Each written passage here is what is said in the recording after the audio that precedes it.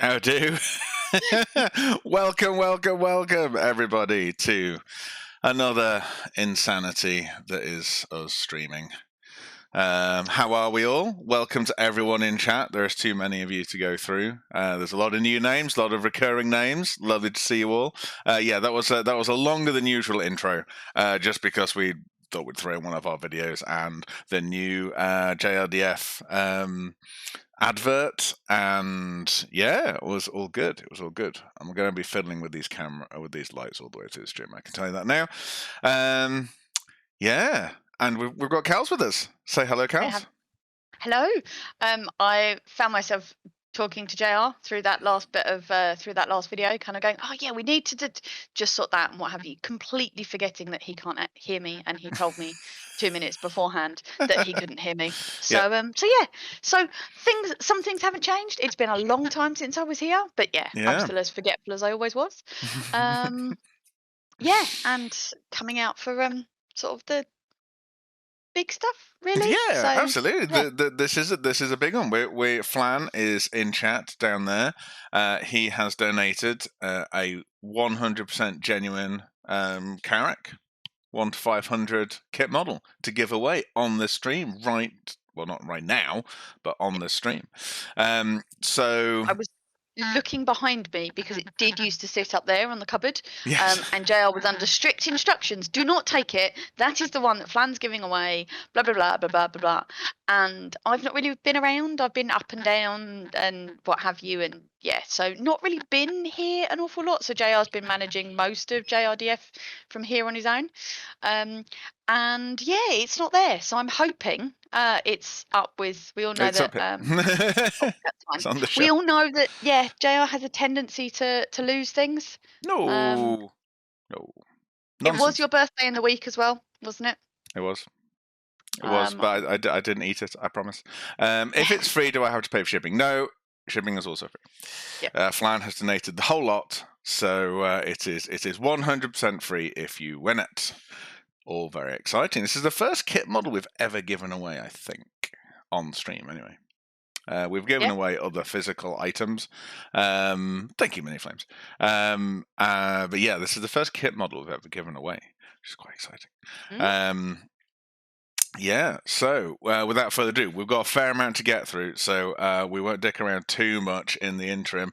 One little exciting update, however. While he's doing this, I'm just going to pop away and get something to help keep JR on track. Yes. Yes, Dodge, how do we enter the giveaway? It's a good question. I will start the giveaway in about half an hour. I do want to say this, and I will say this a few times before we get it going. It's open to all followers or subscribers, okay? You have to be following the channel to enter or to win.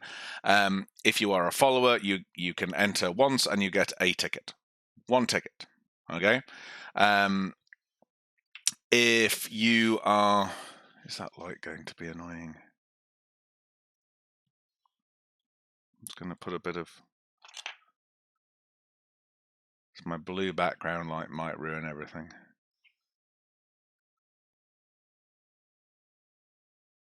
Oh, it looks okay, doesn't it? Yeah, cool. Just a bit washed out. We could probably turn that one down a notch. That might help. So when a subscriber enters, they get 10 tickets. Okay, so if you're a subscriber, you get 10 tickets into the raffle. If you're not a subscriber, just a follower, you get 1. If you are just a follower and enter the raffle and then subscribe, you will not get the extra 9 tickets. You have to be a subscriber before you enter the raffle, okay? We've had this issue before. It's just a Stream Elements thing. There's nothing we can do about it. Once you've entered once, you can't then re-enter because you've just subscribed. So, yeah. JR might be a dickhead, but apparently he's got some great friends. Lemonitas, thank you for the subscription, Prime subscription as well. Thank you very much. I love taking Jeff Bezos' money. It tastes even better, doesn't it? So yes. So there we go. So I'll start that in about half an hour. It'll run for 2 hours. And at the end of it, we will have a winner of a Carrack model. How exciting is that? So birthday and Christmas present first, since it was my birthday this week. So I wanted to give people a little bit of an update on my Christmas present. Do you know what? I really want that camera the other way around.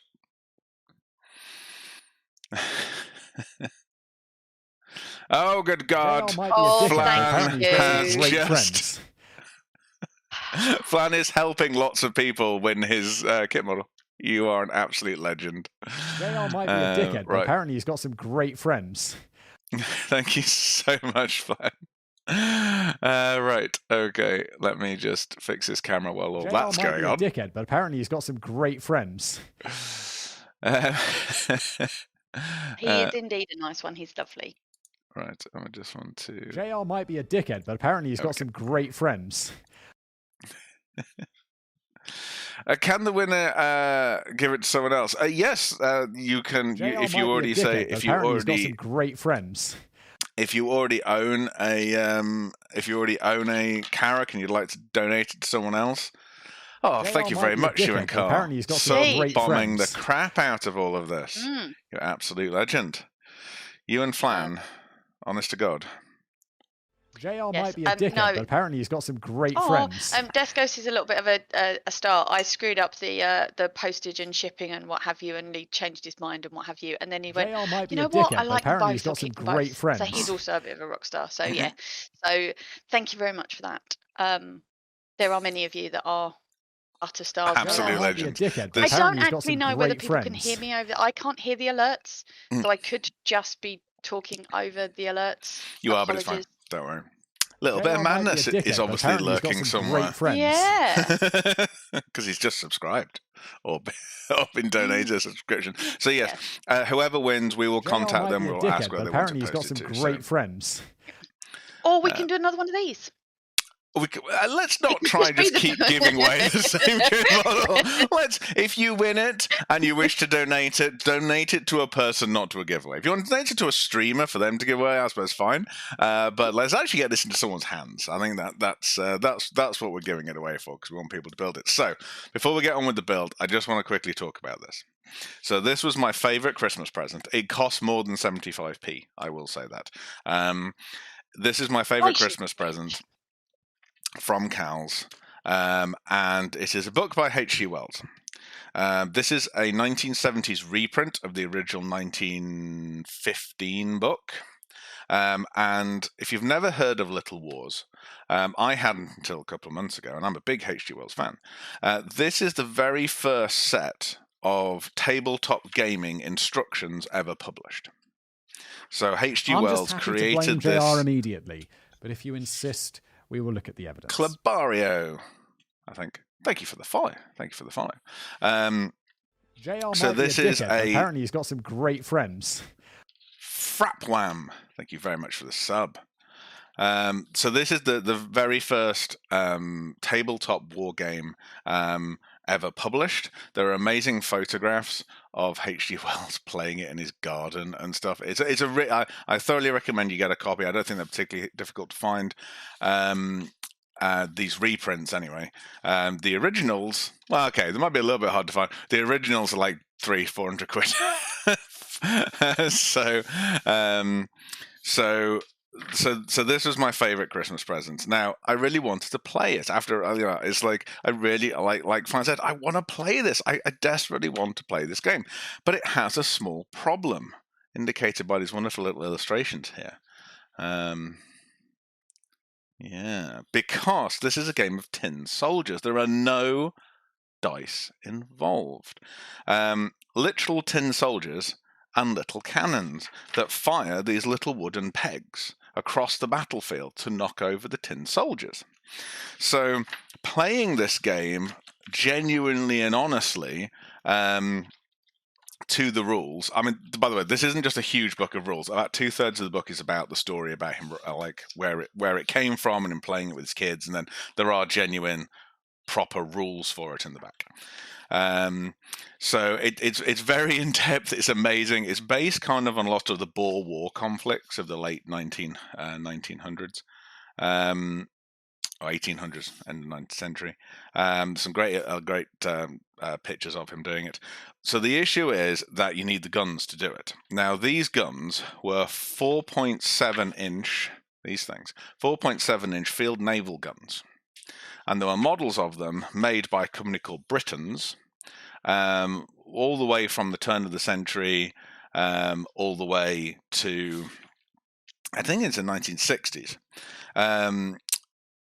You do need the gun table because it's heavy to play this. Well, to play this as it should be played in this rule book requires these particular guns. Just because to play it properly, just because he created the game based on them. Now, unfortunately, these guns, the ones that he had were a 1905 version of the gun, which had this little screw to elevate the barrel on them. And from 1915 onwards, I think I'll just switch cameras so you can actually see this exact illustration because it's fascinating. So this is an illustration of of the gun. There we go. So it's got this little. This is the trigger here. This is the barrel, obviously. This is a little rangefinder, and you can just see over here the top of a little screw. So that's a little elevation screw that raises and lowers the barrel, right? And the idea is that that's how you adjust it. Now, after 1915, this mechanism, the screw mechanism, was swapped out for a 4-position pin. So it doesn't work as well, and it's not what's illustrated here in the original book. And because I'm a bit of a purist, I really wanted to find this exact 1905 version of this 4.7-inch bore war gun. And we found some on eBay, and yes, I did fucking win them. So we got both of them. So we have 2 of these original 1905 tabletop guns. So how fucking exciting is this? So I will say this, they're both broken. We knew they were both broken when we bought them. So yeah, they weren't super cheap to buy because they're really rare. And I say they are what's best described as play worn because they're 115 years old. So more than now. But between them, they kind of have everything. So one's in much better condition than the other. This one's in better condition. You can see it has, let's see if I can line it up with the picture just to show that this is the right gun. It has got the rangefinder here on the side that does move. It has the pull trigger, so that's it. Now this actually, it's a leaf spring inside it, so it does still work. There we go.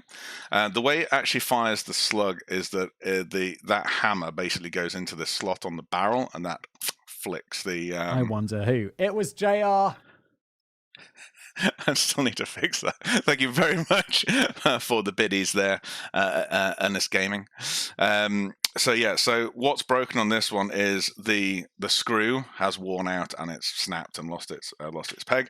But this one still has it, although the screw is worn down to a smooth shaft. So that's slightly an issue. This one's barrel is completely gubbed. It's been squashed. It's broken at the bottom.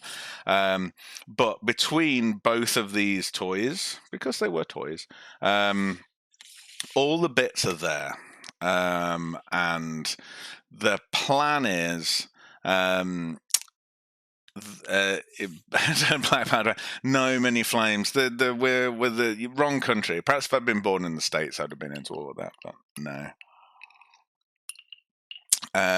So the plan is, because I would absolutely adore, genuinely adore to play this game, we need about a dozen of them minimum to play this game. Brett, who is one of our painters, has a really cool model shop in Scotland, does a lot of tournaments, has so many so much stuff on it, 50 odd tables. It's absolutely gigantic. So it'd be amazing to actually have the first genuine Little Wars as H.G. Wells, right? So yes, heavy means we have to rebuild them. So we have these as our reference. Tough 2000 would be perfect for this. I genuinely want to metal cast them. I want to do lost wax casting and actually make these out of metal again. I want them to be as exact replicas as we can do. And yes, they are. They will be out of patent. I've not really any plans to sell them at the moment. It's purely a passion project. I just really love to play it, and unfortunately, to play it, we need to build them. So, so that's the plan. It's all good. Pac Banu, hello.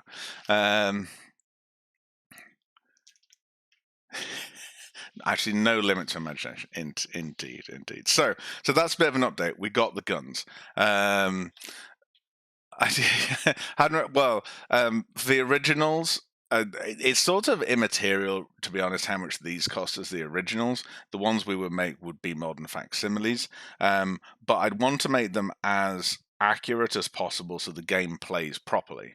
Now, the issue is that to manufacture these will, for us, in theory, it will cost a fortune, because we'll have to put a huge amount of time into them, make a lot of casts, actually get all the metal forge out and all this kind of stuff. So they're not something that I intend to manufacture for sale because they'd cost so much to make. It kind of works as a passion project, but if we actually made them to sell, a couple of £100 each minimum, just for the amount of effort.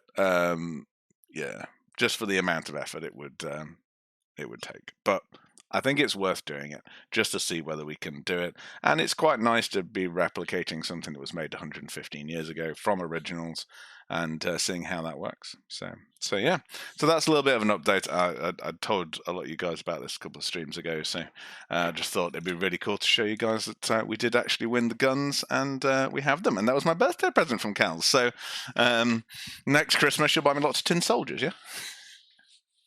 Well, is it going to take you a year to get this done? I've no idea. It depends how difficult it. Did you read the first page? Oh, I did last time, but I will read it again because we've got more people in. So, this was published in 1915 originally, and I love the description of who this book is for. So this is obviously, I say, by H.G. Wells, illustrated by J.R. Sinclair, and it is Little Wars, a game for boys from 12 years of age to 150, and for that more intelligent sort of girl who likes boys' games and books. What a legend he is. Love it.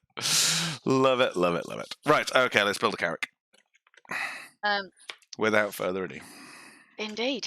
So your 5-minute intro has taken half an hour. Excellent.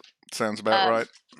So yes. JR is amazing at keeping to time. One of the reasons why I said, you know what, I'll do it, because otherwise I thought this stream might go on till midnight. Yeah. We haven't done one of those for a while, and I don't think it's when we've been in this time zone, so that's not too bad. But yes, so the thing that, not quite the whip. He's basically, so JR is upstairs and that way. We could do with them being swapped over, really, because he's on the floor above me. But yeah, no, whip doesn't reach. Crop also doesn't, because obviously it's got to go through the ceiling and what have you. But this is the best £2 that I have ever spent, and basically it. Yeah, potentially. We do say that it's an adult stream, but at the end of the day, it's that seems. But anyway, fun. It basically plays a series of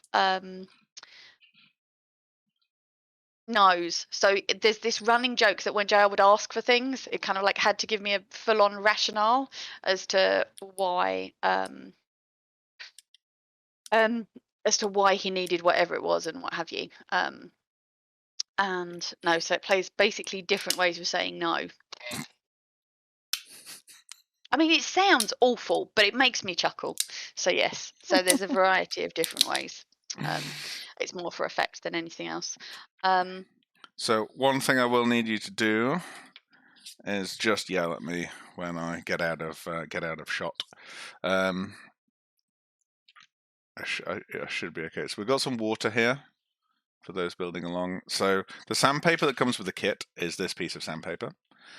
This should be enough to do the whole kit, genuinely, if you keep it wet. If we wet sand. If you dry sand, it won't. It's the main difference in wet and dry sanding. It stops the sandpaper getting clogged with stuff. So I've just dipped the part, and then so this is one of the doors for the cargo pods. So all I'm doing at the moment is just getting rid of these touch points on this surface. Because that is a flat surface, we want to put the sandpaper on a flat surface, and just little circles. That's that, and that's done. Yeah. Can you wash the dust out of it? Of the sandpaper? Yeah. Yeah. So if you do dry sand it, you can always wash it out. Yeah, I suppose. I mean, it's better if you've wet sanded and then you dip the whole sandpaper in the water, and that will help get rid of it. And Heavy Bob said, did you dip the part or drop the paper in water? I think he just literally got some water on his finger and dipped it on. You can do either. I've been just dipping the part, but yeah, you can do it either way, as long as it is wet.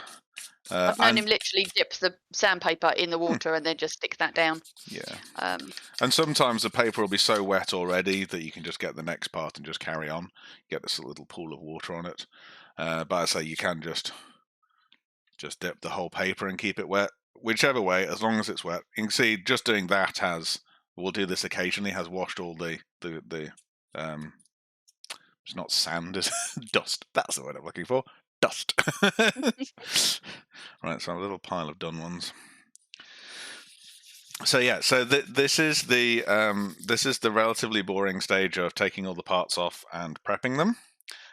So feel free to ask as many questions as you'd like at this stage, because there's not a huge amount to say. I did wonder about dust. Is it toxic? Don't eat it. I mean, it's resin, so it's a plastic, so I suppose it's as toxic as any plastic. Don't feed it to turtles. That's quite bad. But no, not overly.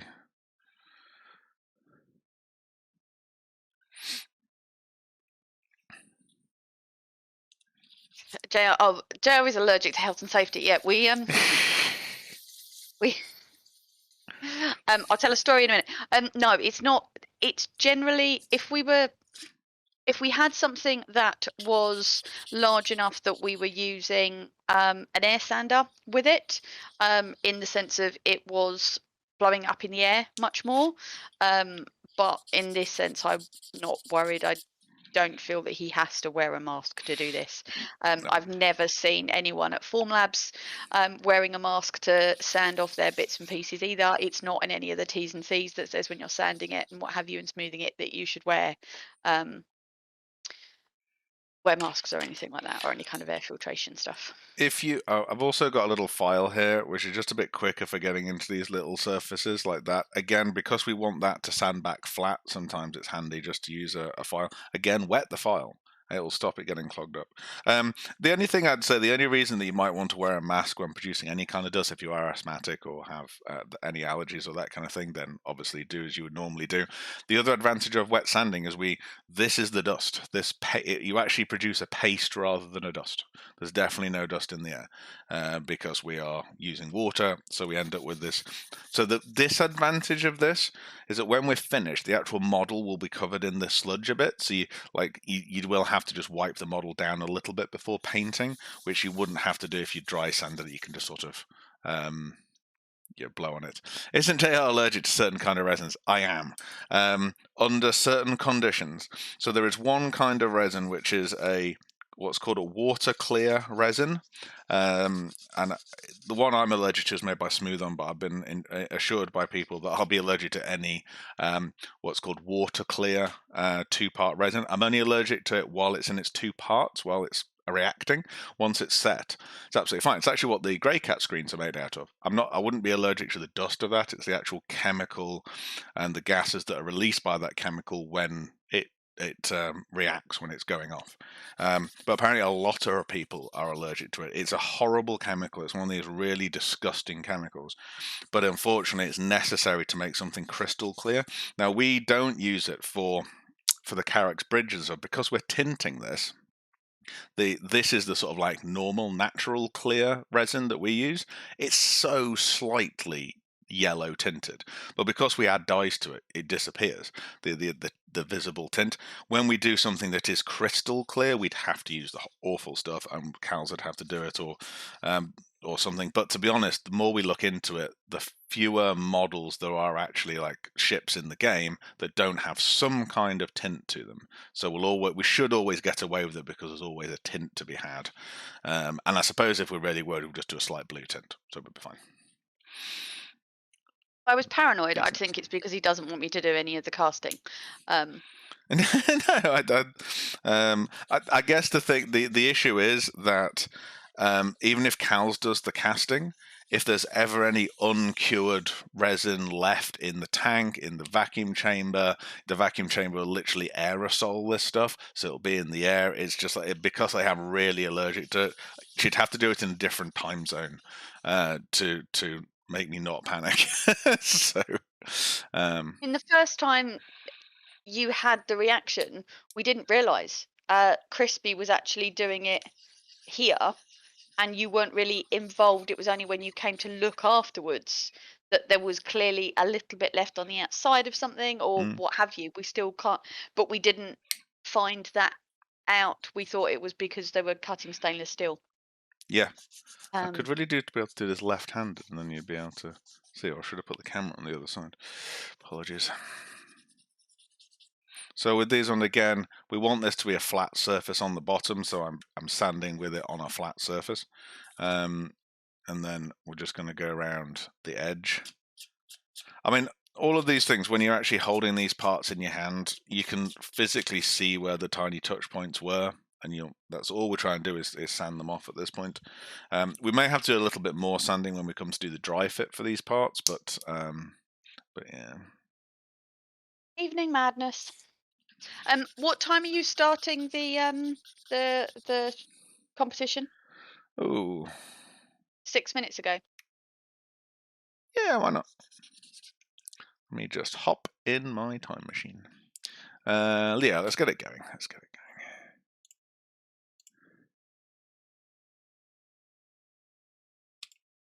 Boom. There is indeed madness.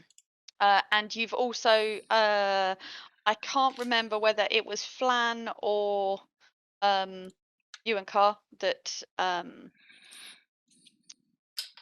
made you a subscriber. Yes, so you get 10 tickets. You do indeed. So you need to be a subscriber before your exclamation raffle to get your 10 tickets. If you don't, you'll only get 1 ticket, and there's nothing you can do to fix it, even if you subscribe after. So that I don't need. So I'm not going to bother doing these. These are the clear engines. I'm not going to light this kit, so we don't need those. It does sound more complicated, but like most things, JR's explanations tend to be a little bit over the top. Yeah, if you're a subscriber, when you go exclamation raffle, you'll get 10 tickets. If you're just a follower, you'll get 1. Simple as that.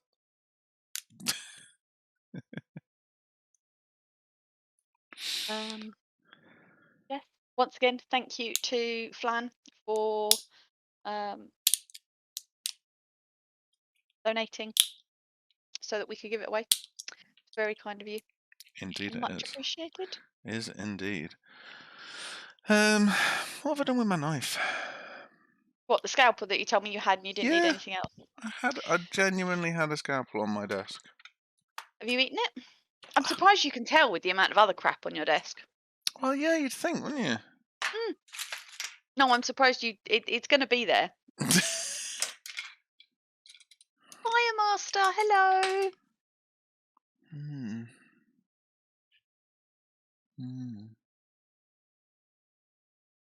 Indeed. Do I need to come up and look? Do you have one on your desk? Yeah. Could you bring me yours? Would that be okay? Thank you. Yeah. Can I just say one quick thing? This is the Carrack stick. If you are building along with us today, awesome. You got blades up there? No. I've already glued a magnet into the end of this Carrack stick. If you are building along, do that now. Just take a magnet, a 5mm by 2mm magnet, and just glue it into the top of your Carrack stick. It doesn't matter which way around you do it. The reason I'm saying doing it now, it takes a little bit while for the glue to dry. So just do it now, and then we'll have it for later. I've already got one with one in. So thank you, Daj. There's also a magnet tutorial that explains how to do it. so all is good.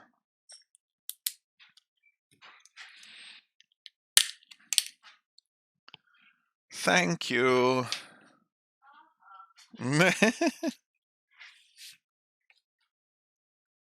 Right, so these are all the windows. So in the Carrack, they are a slight blue coloured. So they're all slightly tinted. So that's cool. So again, we're just going to sand the touch points off.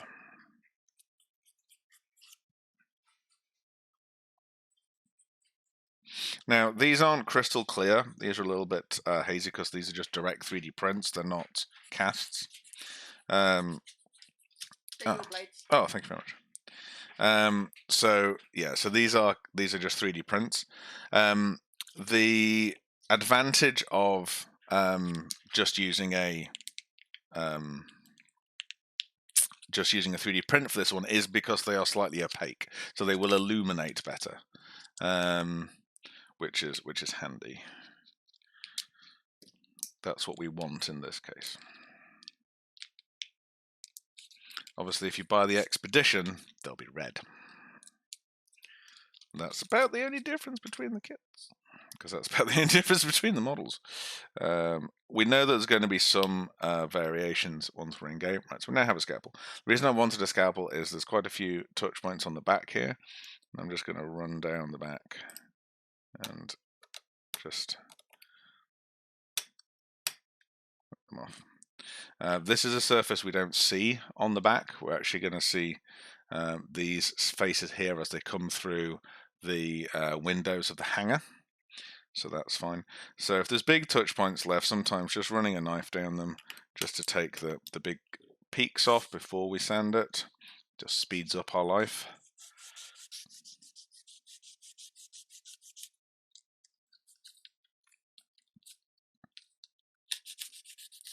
Quite a few of you that got, I'm obviously changing the subject slightly, there's quite a few of you that got the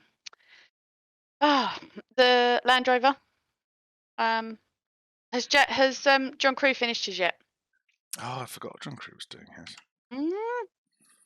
JR got one too from my lot for Christmas, as in like my mum, my sister and Nan and stuff. So yeah, hasn't touched it since we got back. You've been a bit busy, haven't we? Yeah, it's like, that's the trouble with taking time off. It's like, oh right, you come back and... I'm just happy to blame JR immediately, but if you insist, we will look at the evidence. Mind Bun, thank you for the follow. Yeah, when you go on holiday, when you're self-employed, and probably when you're employed as well, it doesn't really make life any, doesn't mean you've got less work to do, you just have to do it when you get back. Which is a bit of an annoyance.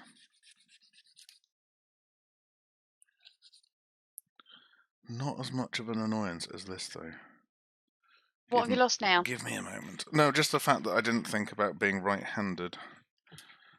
Let's see if I can fix this problem.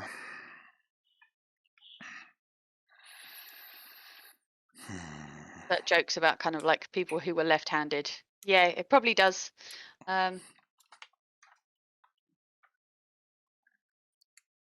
It's moving.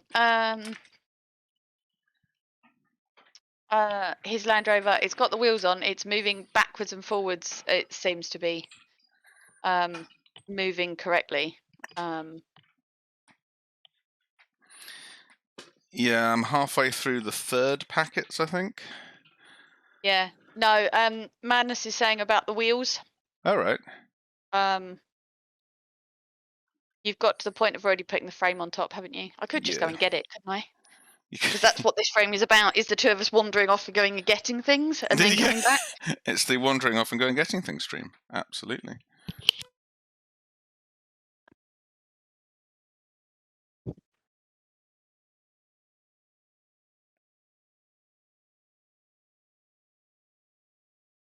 This is where I drop it. This is what happened the last time. I have now surrounded myself with cables, which is a really bad idea. But it does mean that you can see me sanding. The light's a bit reflecting. To adjust my camera. This will be. Right, see if that can actually just sit for a moment.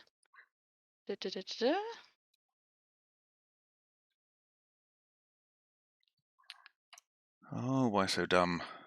Oh, wrong way, Kelly. Okay. Don't want to go that way. Really don't want to go that way.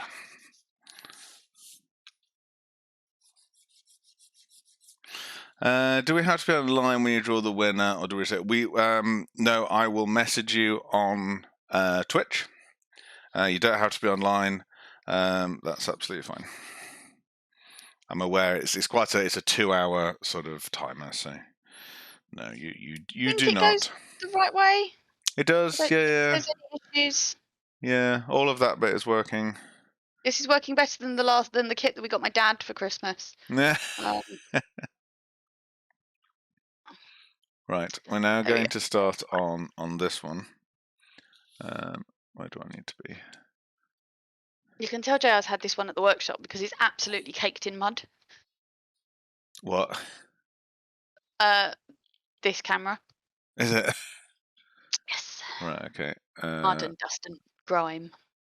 Try and do that and keep it in frame. Okay. So, we're going to very carefully start removing these turret supports. So this is the Tough 2000 resin. This is, you can't snap these off as easily because of the resin being so much stronger. Sometimes you actually go through the bases. I did this I did exactly that. We go and pick those up in a moment. Gonna have to get a torch. Yeah, it's a very quick way of getting them off. Alright, but it does allow you to get to those ones. I mean, they do still want to come off like that. There's two down there. I'll get them in a second. But just be aware they will ping. Get the little Pisces off. Just being careful of the Pisces' wings.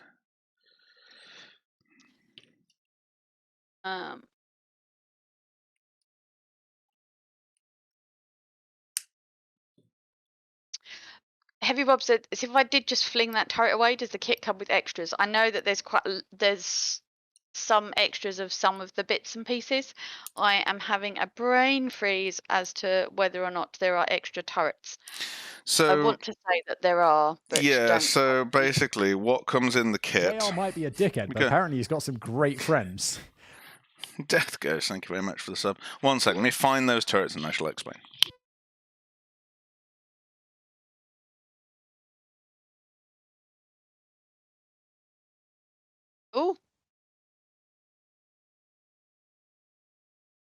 Oh, is that what happened when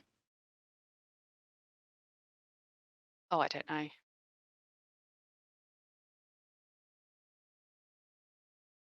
That suddenly got I'm very, just very happy white. to blame JR immediately. Thank you very much but for if the follow. You insist, we will look at the evidence. Yeah. I'm well out of practice for kind of like my random waffliness.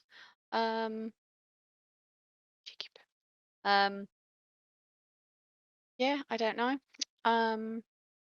Doobie-doo, doobie-doo, doobie-doo.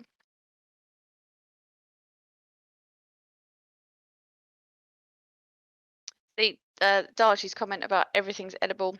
Someone reminded me that everybody can sing, but not everybody can sing in tune, which made me chuckle. Yeah, and I don't really know why he demonstrated that it could be.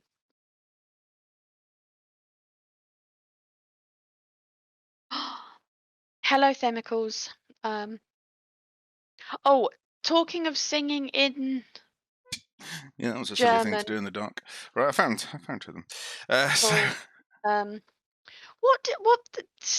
It wasn't singing in German. what? Nothing. I'm out of practice of just randomly filling for no apparent reason. Of just waffling, really. Turrets. So there are 4 turrets on the Carrack. There are 10 turrets in the kit. However, there are no duplicates. So let me explain. So there is a manned turret. This is the manned turret. So the one that's pinged off that because I did this in the dark, I don't know which direction it pinged off in. So there are 2 of these manned turrets, one with its guns like this, pointing slightly upwards, and one with them flat.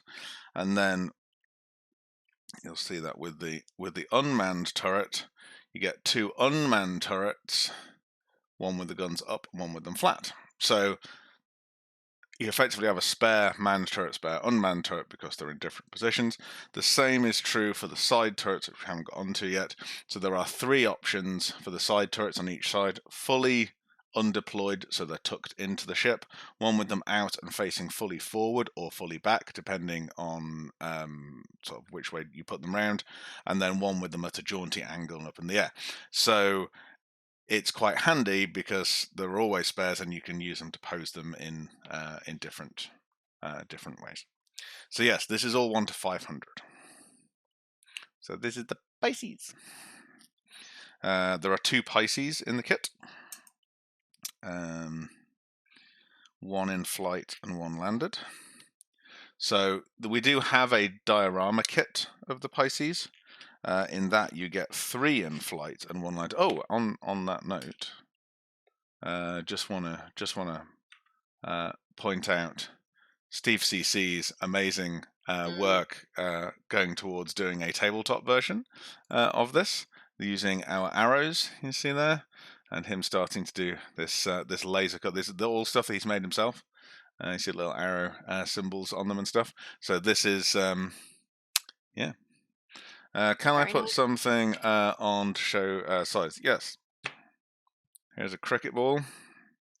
And there is a Pisces. There you go. What more could you ever want? If you don't know how big a cricket ball is, here is a 1905 4.7 inch field gun as scale. Apparently I have nothing on my desk. This is widely known about. I said do. How about a Sharpie? How about the ruler that's on the desk? A random bearing, a phone. The scalpel has a ruler. Oh yeah, doesn't it? The scalpel that's in shot has a ruler. The scalpel that's in shot has a ruler. There you go, Heavy Bob. What more could you want? It does show just how small. I know it sounds stupid. How small the small ships are. It is crazy that this is 1 to 500, and the Carracks, huge. but otherwise it wouldn't fit in the hangar, would it? So there we go. So there's the Pisces. We're gonna get the base. So this is a little. Camera's on the other side now, John. So there's a little base. So this is a 3D print that's been spray coated, which is why it looks clearer.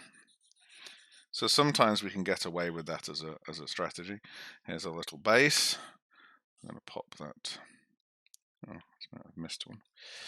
I've forgotten how hard this is. how hard it is to do things and keep it in shot. You're quite zoomed in as well for what you normally do. Yeah, let's come out a bit. We'll make that a bit easier. So yeah, so that's the Pisces' base. Pop the Pisces on. There we go. So we've got one thing done. We've got a little Pisces on its little stand. So there we go. So that's thing one. It was still wet, Heavy Bob. It's still wet. Don't panic. Right. So let's get the right. So I would say the landed Pisces is probably the hardest part in this whole kit. So use a very sharp knife, and it's just because its landing gear is very fragile. So I'm just going to be extra careful with this. That's fine. So so what I'm going to do, I've taken those off. I'm just going to cut away the supports that I've already separated from the model, just to get them out of the way so I can get to the ones that are underneath it. It's very rare you have to do this. It's just because this is I say it's landing gear front and back. We've had a few people who have broken them, which may means we need to kind of have a look at them. And on occasion, if we have made a part that turns out through the experiments of people building them to be a little bit too fragile, we will occasionally go back and, shore that part up a little bit, but obviously we then have to re-sign it off and things, so we try not to. We did that for a few pieces in the Dragonfly, didn't we? Yeah, again, I think just because we obviously so if I'm trying to cut something I don't want it to ping off, that's why I'm putting my finger on top, so it's just to stop it pinging off. Noted, Madness. Oh, what's he saying? It says if he wins the Carrack, send it to Miz as a gift from him. He's waiting for the MSR. Yes, we were hoping to get a 1 to 500 MSR out before Christmas, but yeah, that just didn't. Just the year disappeared, along with a whole host of other bits and pieces. Heavy Bob said you sell the tools in a pack. No, I maintain. So one of the things that I would say, that the scalpel that he's currently using, did I give him my? I didn't. No, I kept my one. I got from Amazon, and I use it more than any of the fancy clippers or anything like that. And it's a Swan Morton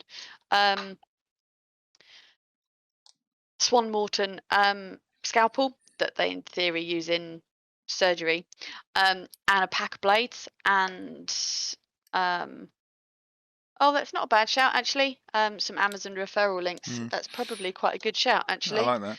The issue is that we could only ship these in the UK. We couldn't ship them. We couldn't export blades.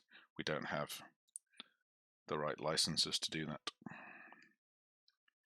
So we have had kits be unpacked because of magnets, and have them taken out. And yeah, I've kind of got like, we've had a couple, and I was like, I'm so sorry, forgot to put them in. It's like, no, they were taken out by customs, because there's like a big old customs label on the front, and it's like, why? Most of them get through. But yeah, so JR's done most of the work on the MSR. It's I'm getting just there needs with it. Yeah. Unfortunately, yeah, there's some other stuff that's landed. Not unfortunately. Fortunately, we have a huge job to do at the moment. Unfortunately, it's NDA and we can't tell you anything about it. But you'll find out about it eventually. I will promise you that. It will be. And it'll be worth the wait. You'll love it. Oh my God, it'll be worth the wait. So there's a little rover. So the rover comes with the Carrack. You can't buy the rover separately because we haven't done the ground vehicles 1 to 500. So you only get the Carrack with only get the Ursa with the Carrack kit.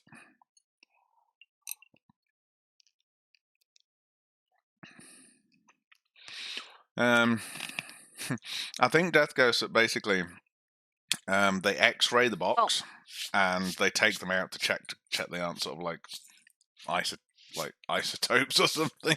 Some smuggle uranium in tiny pellets or something. I don't know. Genuinely don't. Mindburnt says he's still hoping for an Anvil rover. Yeah, I mean, there was always supposed to be an Anvil rover in the Carrack, wasn't there?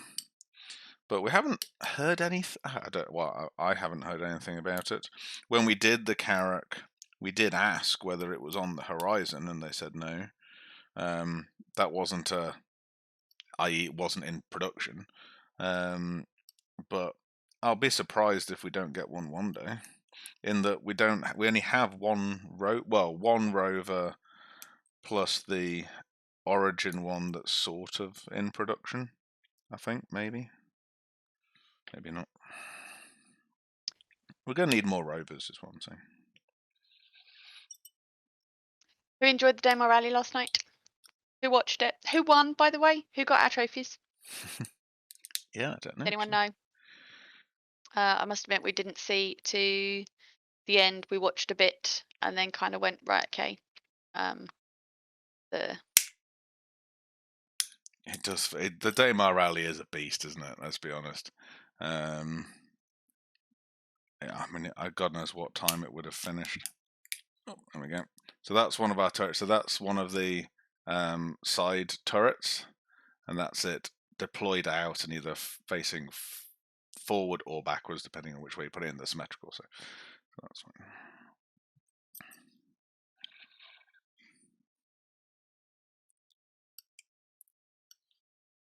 Crapworm says, will you do some hangers and pads? There is No. somewhere. Basically, I'll explain why in a minute. Yeah, we did. Well, I'll attempt to explain. Basically, they, for the amount of resin that they take, the amount of work required to actually make them, right now they are not. I'll go with commercially viable. Yeah. In that, yeah, the resin that we use is expensive because we insist on using the right resin. I'm not invalidating the warranty on my machines by using a cheap random mix because when they break, I need to send them back to make them work. And I don't know. You could argue maybe we would save money by using much cheaper resin and therefore buying a new machine when the old one breaks. But there's been some amazing things that people have done in the community in terms of actually how you make the landing pads. When I think of sort of like even the landing pads that we did on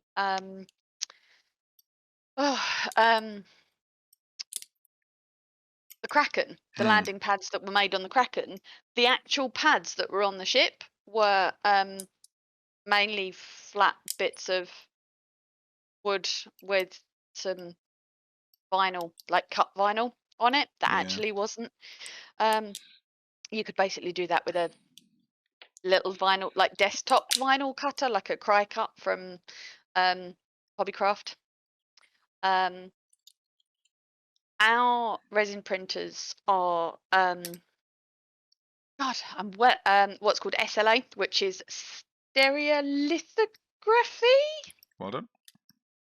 And Stereolithography, I think. That's it. Which is basically laser.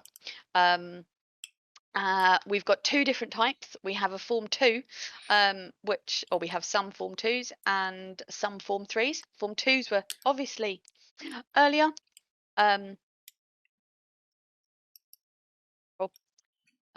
It's always reassuring when people type the same things into chat that I've just said, just in case. I'm like, hang on, did I say that? Yes, I said that. It's all right.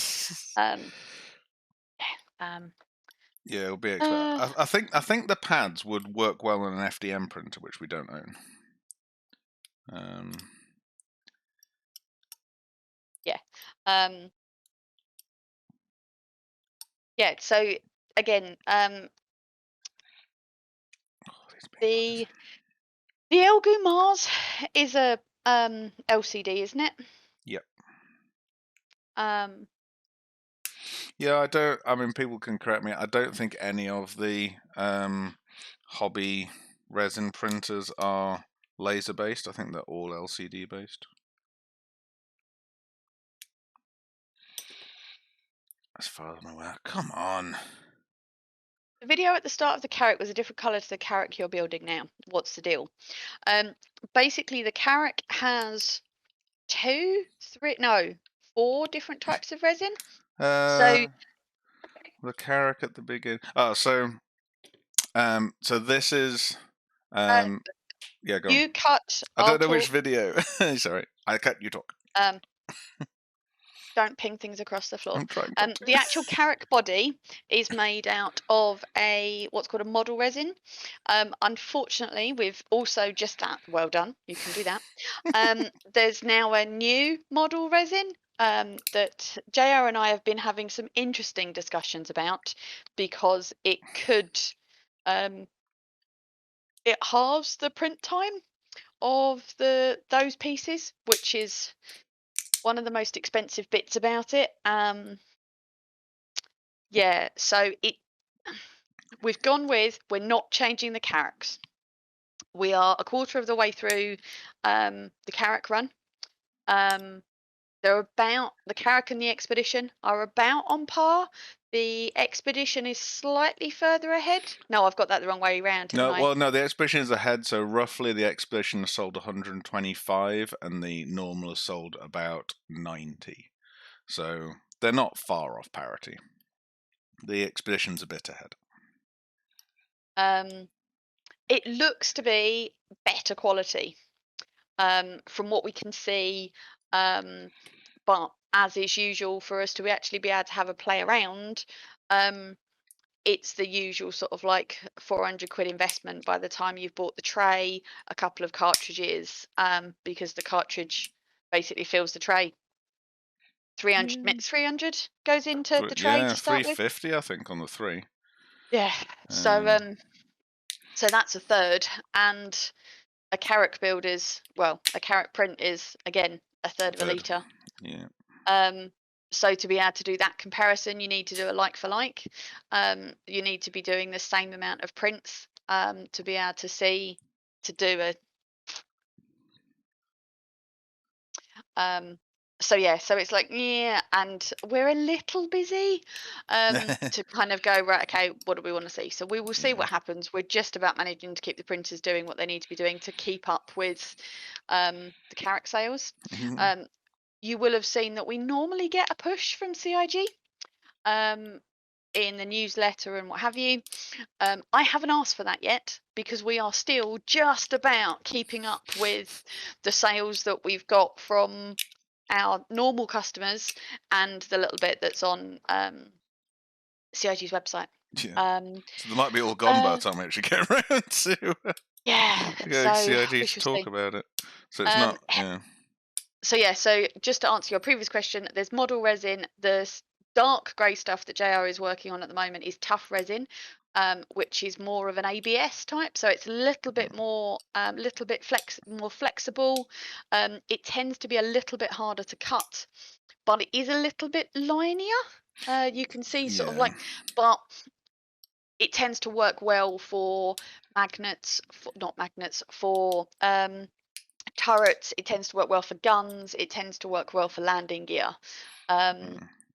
And then the only other resins that are in there is a blue or a red 3D printed resin for your windows and what have you.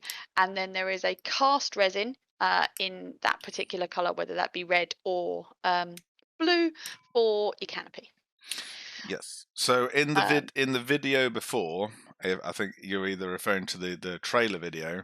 When you see it sweeping by, if you actually look, all the turrets and all these bits are grey. On the very start of our trailer video, it cuts into CAD where I had it in 3D coat. I didn't colour all the things, the different resin colours, because we don't really make that decision of which bit's going into which resin until we start to print them and test print them. So we try and print stuff in model where we can because the surface quality is better, so the paint finish is slightly better. But for stuff like this, when I get this ramp up, well, you can sort of see it now, the ramp is so wafer thin at the top, but the ABS plasticky type resin allows it to be very flexible without it breaking. You couldn't do that with this; it would just shatter if you put. I mean, this is stronger resin, but when you take it past its point, it just breaks. This will bend back on itself like an ABS plastic would. So I mean what are the little bits that you've already cut off with the little spikes at the end? Yeah, so these are the aerials. They go on. You can tell I don't have a Carrack. Yeah, so these are the bits that go on the flight state shields. But you could basically bend that back on itself and actually get the ends to touch. They're that flexible. I mean, they will fatigue and break eventually. Yeah. I mean, I've bent them back and what have you. I did a whole call with CIG to kind of go, look, doop, doop, doop, doop, doop, and kept bending it. Yeah, that's fine. It's such a cool ride. It is. Do you think defects on models would make them more collectible? We're not allowed to sell them. If there is we're aware that there are some defects out there in the community when on some of their models that have snuck by QA. But we've basically basically that's why we have the spare parts policy for people that break things, or a really easy way to go, hi, you this is wrong. There was a recent, I think it was Lydia Ernest, there's a issue with their arrow, and the landing gear thing, there's just a misprint, so we sent that back. We're in the process of asking whether or not we can basically do a small bag of seconds to be used in dioramas and what have you, not for sale, because we're not allowed to sell things that don't reach our QA level, but that's kind of a wider conversation as to whether or not it can be part of a reward system with JRX. Yes, etc. But yeah, so that's a conversation to have with legal, but there's a few other bits and pieces to sort through, namely new artwork. So JR has made the decision. The printer sits over here to my left, and he's currently even more temperamental than I am, and he's really struggling to print your Covalex labels for the front of your boxes. So JR has refused to print anymore. It's true. True story. Until I get legal to basically approve the new packaging for the boxes. So apologies that you will get just bog standard boring envelopes, but JR is basically having a pap. It's true. It's true. Yeah, I make that point so that it's printer. not just me. It's not just me that has the pap. I got back and kind of went, so where are these? Like, I'm not doing them. It's like, okay. I've not posted a kit in about 3 weeks, so I don't know how many of you that actually affects. I'm really sorry. But yeah. I was about to throw out the fucking window, honestly. Yeah. That printer. And Frapworm says, on your Twitch homepage, we see Buccaneer and a Cutlass at something like 1 to 100. Will you sell them one day? I imagine what you actually mean. Would that be the one on the Kraken? Because that had a buck and a Cutlass, so that'll be the picture that was on the Kraken, which is 1 to 72. And yes, it will one day. We would like to, but one day we shall do them all. Yes, it's a case of picking what we know works at the moment. We're trying to be a little bit more strategic, I guess, about how we do it, and what we're doing. We're also trying to work on. Yes, there's lots of people asking for the 890 and for the Idris. Hi, Spurious. They are massively popular, but they're also massive models that will probably require the purchase of a Formlabs 3L, which is even more money, and that's just we also have the slight issue that best case scenario, we might get three big kit models done a year maximum. CIG do more than that in new ships, so we have the problem that we'll probably never catch up with CIG. So although we'd love to do all the ships in Star Citizen, we probably never will, because they're quicker at it than we are. And now that COVID has, I'm not going to lie and say COVID is over, we currently have the strategy in this country, seemingly, that we're just going to live with it. I think that's probably where we're all going to get to. Events and big projects have come back, so we're in the middle of this, the biggest project we've ever done. It's why we've got the new workshop. It's why my forklift arrives this week. It's very exciting. I'm doing lots of videos about the forklift. That is going to have a huge impact onto the kit models. You know, there's only us. You see the whole team pretty much plus Daj in the chat there. It will massively reduce the number of new kit models we can do this year, because we've got such big physical builds to do. I'm not sad about that, because we love doing the massive builds. Hopefully by the end of this year we'll get ourselves into a position where we can employ somebody to Build and talk. Oh yes, build and talk. How about drinking? Employ someone to take on some of the kit model design, maybe. I don't know. We shall see. It requires us to sell more kit models to do that, really. They just about break even. I mean, we've got a few of them breaking even now. The Arrow has certainly broken even. The Max has broken even. The Carrack's well on its way. But yeah, a lot of the others haven't and may never break even. So it's a tricky one, because we've got to be sensible and steer the business in the most profitable direction we can, obviously. And the kit model. Go on. I want to say that we're not stopping doing them. No.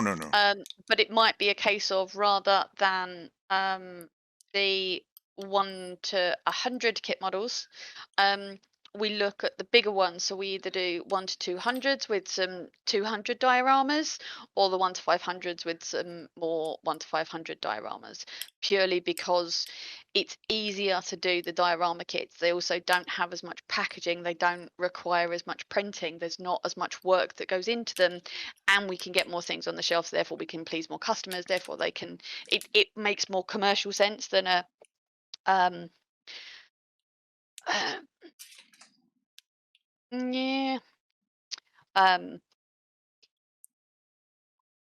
to 100 Pisces will take the same amount of time and effort as a dozen 1 to 500s. Yeah, little dioramas. I mean, we did yeah. Sorry. Yeah, it's hard to make that call, and we can please more of you. It does, yeah. Sprues 2022 might be the year he gets into 3D printing. I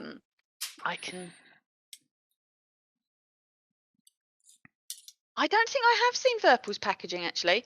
I think we kind of go down two routes, in that the proper kit models have nice packaging, whether they end up being the slightly more, we do those as printed and painted and assembled, and that actually the diorama accessory kits end up being the ones that have less packaging.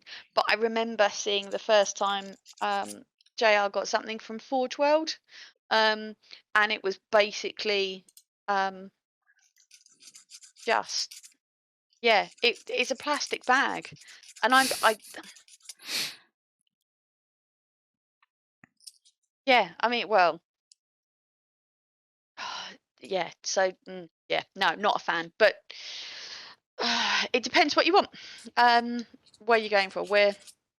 We don't want to go for cheap and cheerful. So anyway, don't know. Lots of.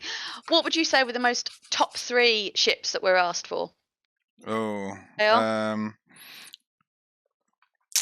going to. You get the stream questions, and I get customer questions. I'm going to remove. Well, okay. At request total, and these are including ships that we can't do at the moment. I would say the Kraken's up there. The Polaris is up there. Yeah, basically we can't do any of these ships because they're not in game. So, but of ships that are in game that we can, Gladius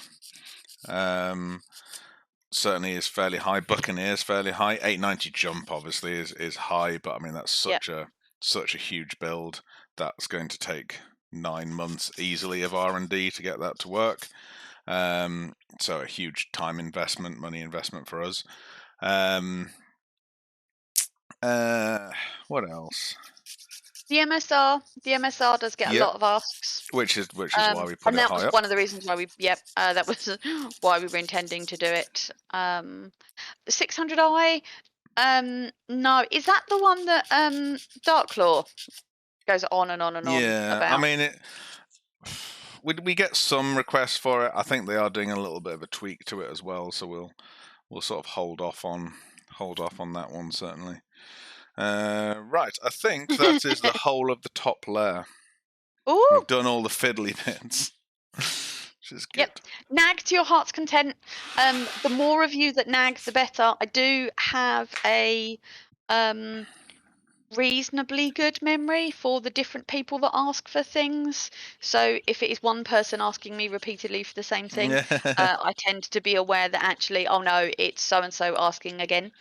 So ask your friends to ask as well.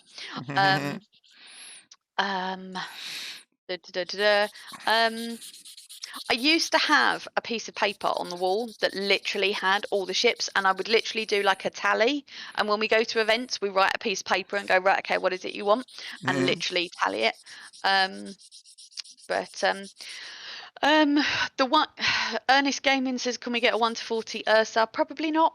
The 1 to 40s are just the most expensive for us, the most amount of work, and just really, really not profitable, because why would you spend more money? And I understand the rationale that people don't get that a cyclone is in game. Why would I spend 150 quid on it when I can buy a Carrack for the same amount of money? Given that a Carrack is in game. Obviously, being I don't know. And I care. And yeah, unfortunately, Ernest, there's not enough people who do. It's why we still back the Demo Rally, to try and get out there, to try and get out in front of people.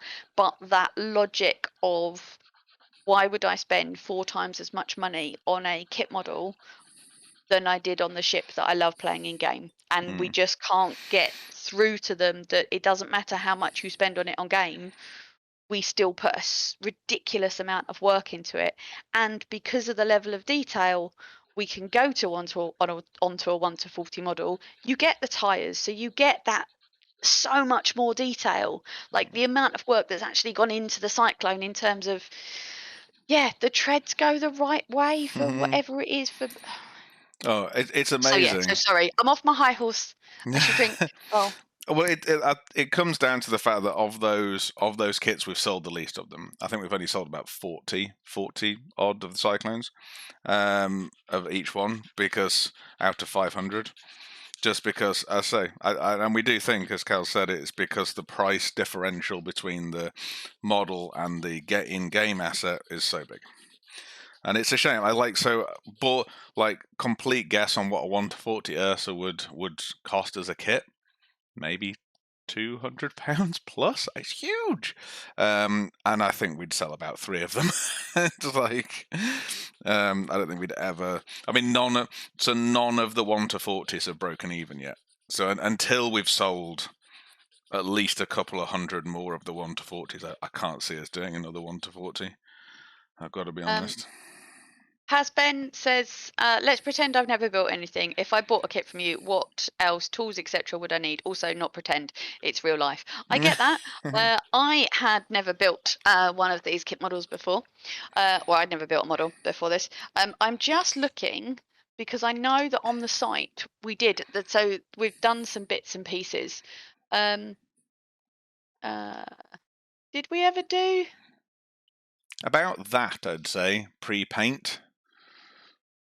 Snips, flush cutting snips, a file, a decent sharp knife, some Q-tips, and some super glue. That's all you'll see me using today. The sandpaper that we're using here comes in the kit. Did we not do the post? We did.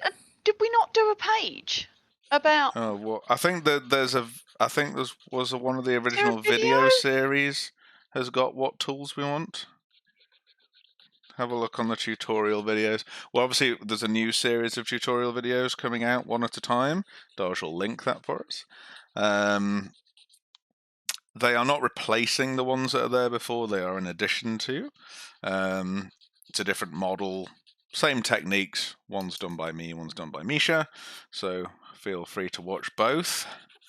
I prefer Misha's just because Misha's doing it, not me. He's also a big fan of Misha. Yes. The new series has a list of tools at the start. There you go. Ah, lovely. So when you're prepping the front canopy, we have realized is so one of these things that fitters really, really nicely until we started clear coating them. The clear coat on this back bit that goes into the Carrack fuselage, you see I've just gone round and sanded the clear coat off it. It sits quite thick, so you just have to, that's why I'd suggest a file to go around with a file to get it off. I'm cheating a little bit because I'll just grab it. I'm cheating a little bit because I know how much needs to come off, but obviously you won't. So to find out, you would just get this part out of the box and just be sitting there dry fitting it. So you can see we're nearly there with it. Nearly goes. I'm wiggling it. I can feel where it's sticking. It's sticking down here. So we'll take a little bit more off. So you can see there where it's still shiny just there. So that's what it's getting stuck on.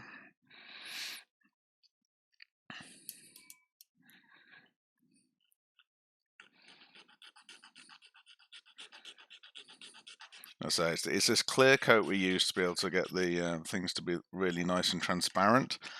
It does have the disadvantage that it just adds a little bit more thickness to it than we realized, and unfortunately it's something that I would correct genuinely, but it would mean starting all again with the casts, which is something I'm not doing. It just requires a little bit of sanding. Just a little bit.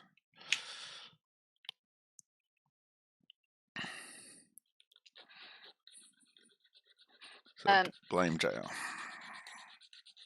Yeah, indeed.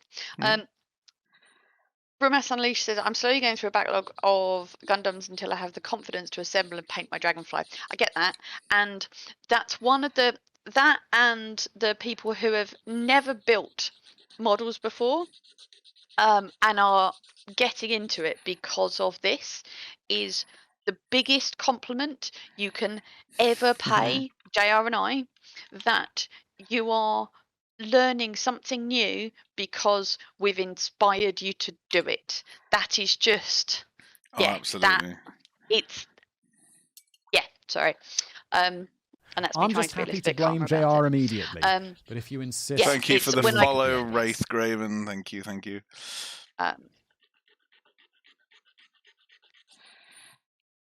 Yes, and if you glue the magnets in the wrong way, which has happened, if you manage to get the if you're doing any of the freelancers and you put the door at the back in the wrong way, that's happened, then you can get spare parts for that. Don't be afraid, and we've tried to do it. If you can't be an example, be a warning to others. Use the marker technique on your magnets. Magnets is Magnets is the hardest bit. End of the day. There's none in your Dragonfly though.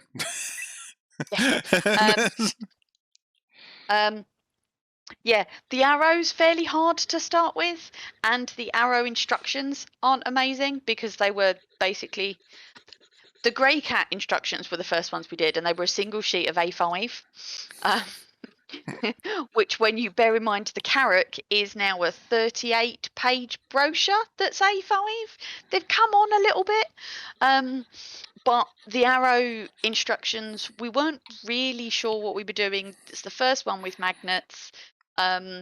they were quite complicated. It might be worth doing a build along of the arrow and actually talking through the instructions. That's better.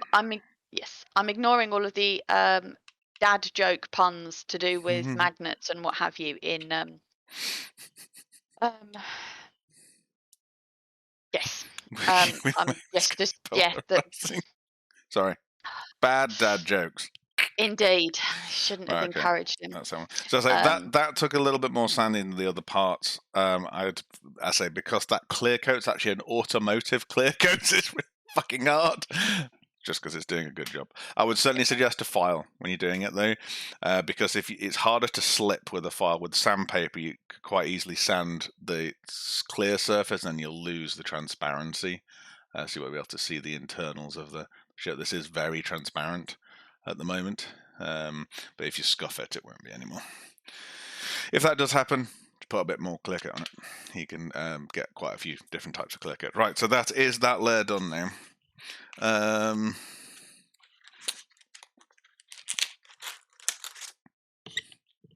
Boom. Start on some of these parts. So now we're back to the model resin, and yeah, back to the model resin. So which is much more brittle, so we'll be able to snap parts off a lot more. You shouldn't just go in and just crack everything off.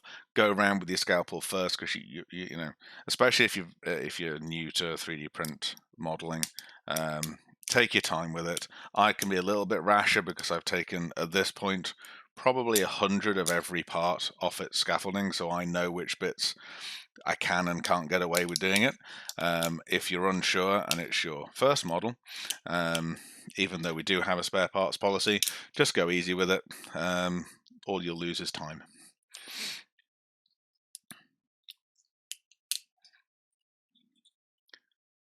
So these are the wings, or shields, depending on your point of view. The other thing, just for those of you that weren't here earlier or you're listening back and what have you, remember that that's not a pair, so there's a left and a right. I got that right? No, interestingly, these are actually symmetrical, so there is no left and right. But there's two prints, so actually there's flight and landed. That's it. It's been a long time since I had my Carrack lesson, because the actual this bit's like fine, and then we had a bit of an issue with the resin and matching them up. It was interesting just trying to match them for those of you. Did you ever tell people that the bright orange prints were for the Carrack? Yeah. Oh, hilarious. It's like Dayglow Pumpkin. Yes, you can indeed use the legs that hold the model parts for your dioramas. Yes, you can see them glowing in the blue.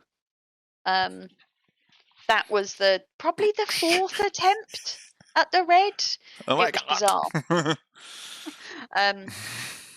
Someone did a dragonfly diorama. And used all of the supports and stuff for the background area. They were in Germany, and I can't think of their name. Yeah. Oh, on that note, Kals will tell you about the fact that was an entry in our first paint contest that was last year. Yes. We haven't quite worked out what we're doing in terms of dates. Shall we decide now, Q2? Yeah. Let's fucking do it. When do we want to do a paint contest, people? People in chat, how long do you want? For all those of you who there'll be a prize. We were going to do Q1. So last year, wow.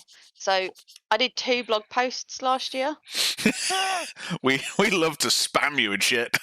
You are going to get more of it now because Daj is in charge, so he'll actually be doing it. Yeah, so I assume so. This was the paint contest. that we did last year. I imagine that we'll do something similar.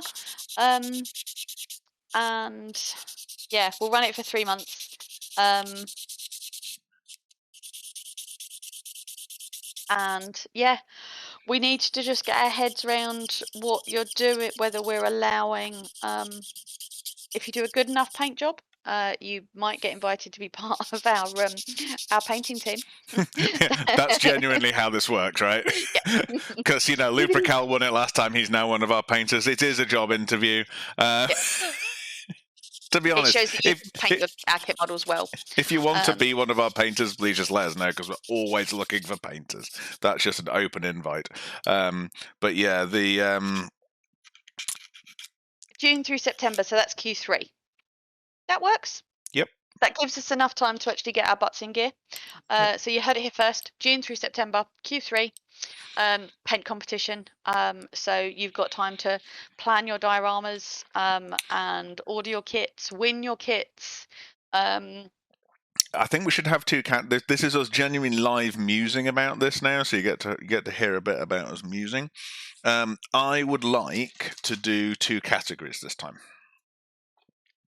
Okay. So I'd like to do one that is solely diorama models. So no kit.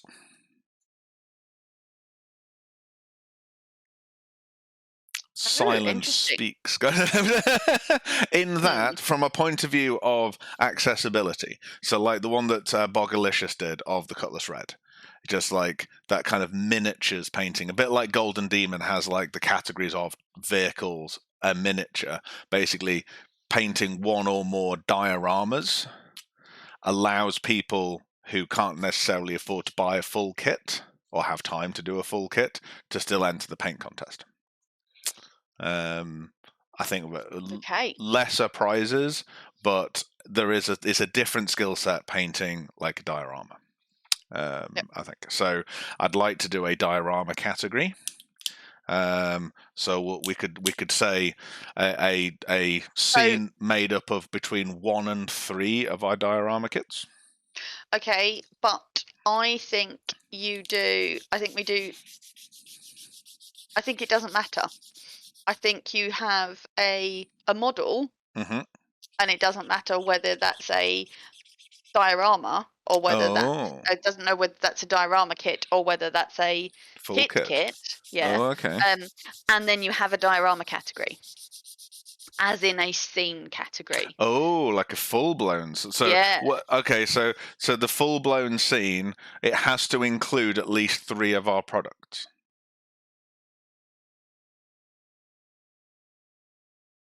Or 2 of our products. Yeah. What See, you this counting is where JR tries to make things more complicated. No, we need rules. We need rules. Yeah, I think it just needs to include a kit. I think if someone has painted a Cutlass. Oh, sorry. I know what you mean by a diorama. Sorry, like a diorama, as in a scene they've made other scenery and stuff. Must include all JRDF models to date.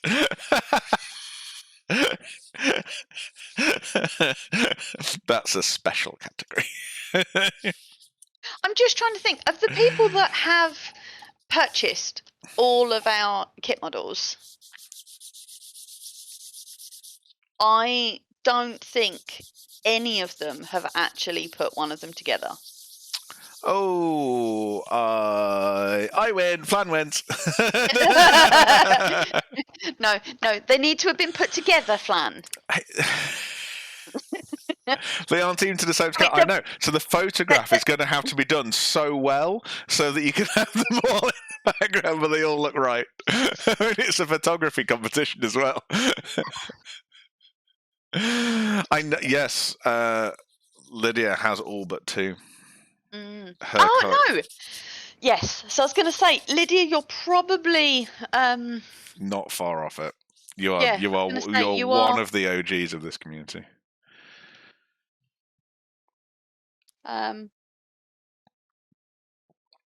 Yeah, I mean, it would emphasize the point of, well, why do you do different scales?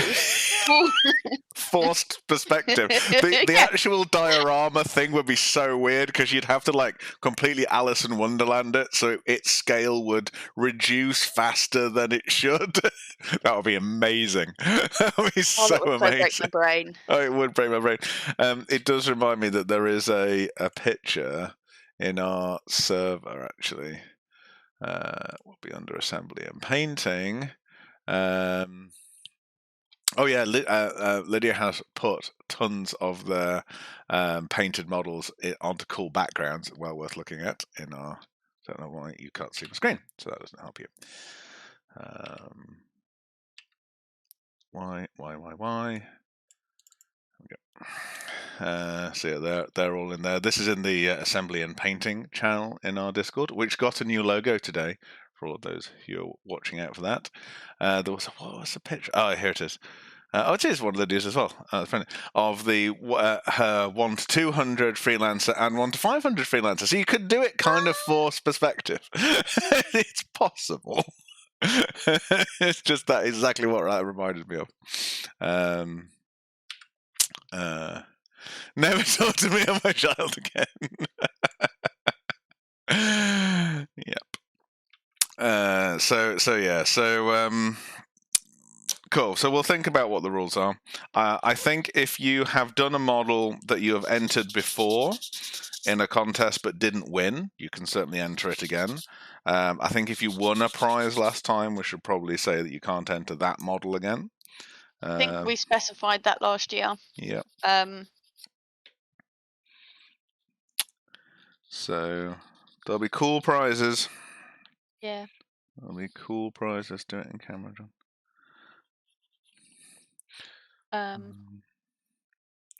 Yeah, more videos. I wanted more videos. No one submitted a video last year.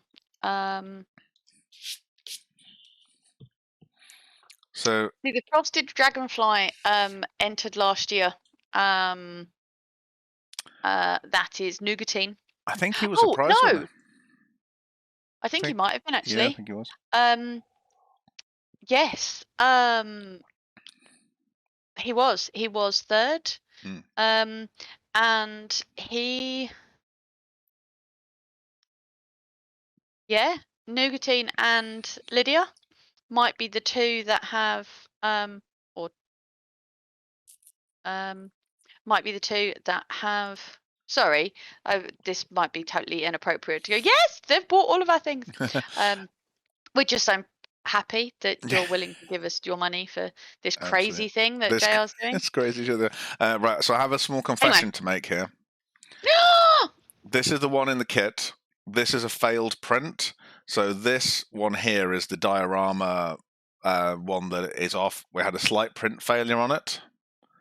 I'm going to use this failed one today because then this can go in an actual kit model. I can't put this in a kit model, but it's only the diorama extra one that is broken. I may even do the same with the front fuselage as well. I'm really sorry. These things are like 12 quid to make, so we're struggling to keep up. So I am going to just ignore this one, which is our diorama. So this one, by the way, ignore the broken door. This is just a diorama piece of a Carrack's cargo pod that's on the ground and open, which is kind of cool. And there's the walkway and stuff inside it. But that's the only thing that failed on the print, annoyingly. So I'm going to use this print. So everything else is absolutely fine. But yeah, just saves waste not, want not. Indeedy. So I can pull all these off.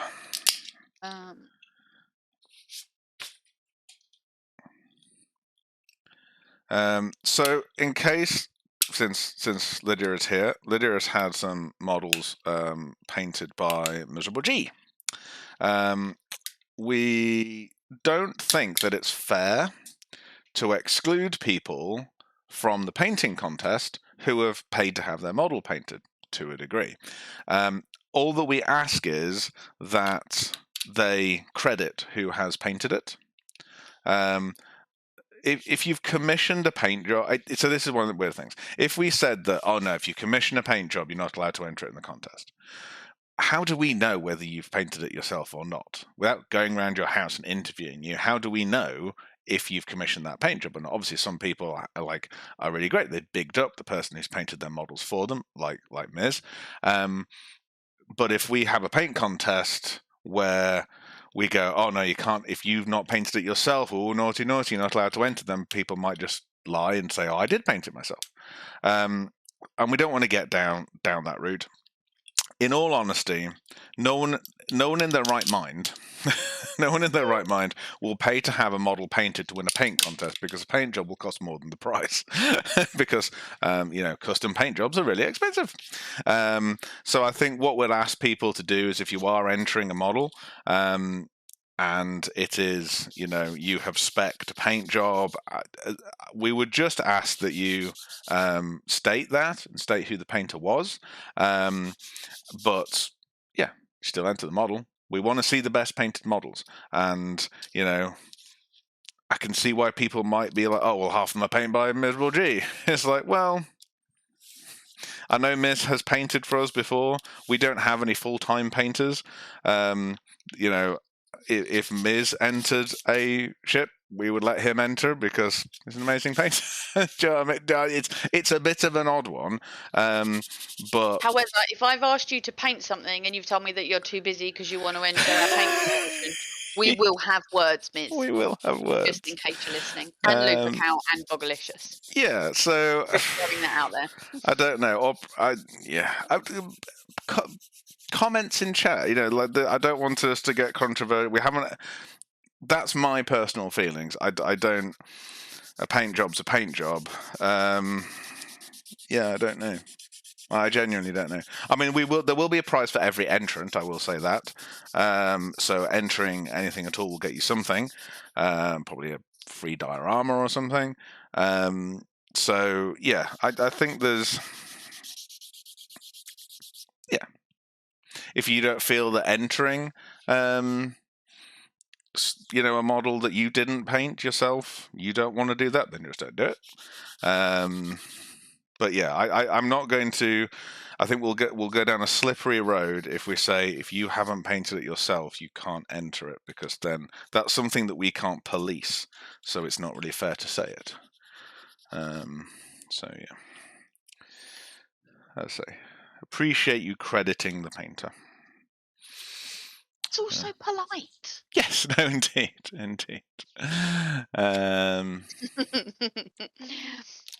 You can ask politely, though. Yeah, that's true. But then, as I say, I genuinely. I mean, perhaps. Okay, perhaps we say this. Okay, if you've commissioned your paint job to be, if you've commissioned a paint job, perhaps please do enter that. Credit your painter, and the prize will be split between you. Yep. Do it that way. Yeah, do you know what I mean? Or yeah, I don't want it to become a sticking point on it, but there's, it's like, we've got. Oh, I don't. Wait a minute. I can bring them up. Miz isn't around. Can you message Miz and see if he's okay with us showing off his amazing work that he put in the NDA? Yeah. I don't think he's put that out publicly yet. Or has he? No, he was waiting to put it out so that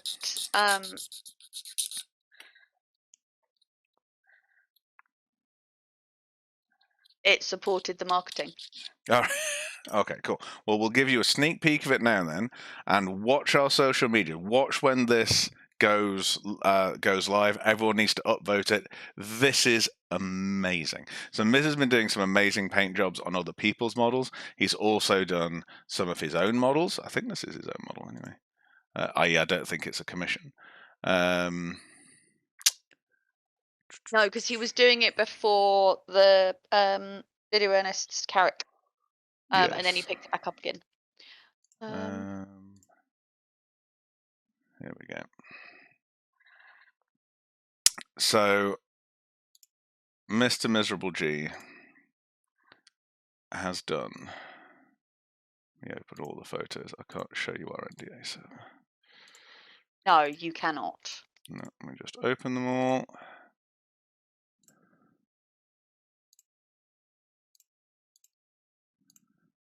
Come on.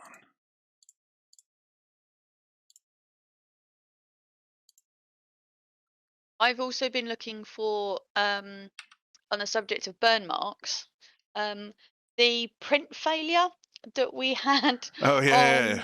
on the Cutlass Black, which is why I've been looking very confused, because I've been trying to work out way round as to how we used to file things Yeah.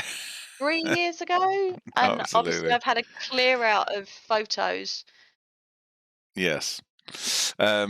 So this is a red arrow.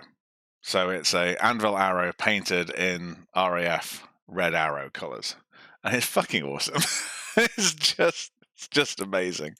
The little pilot's even got, you can see him through the canopy. He's got a little Union Jack on on his shirt.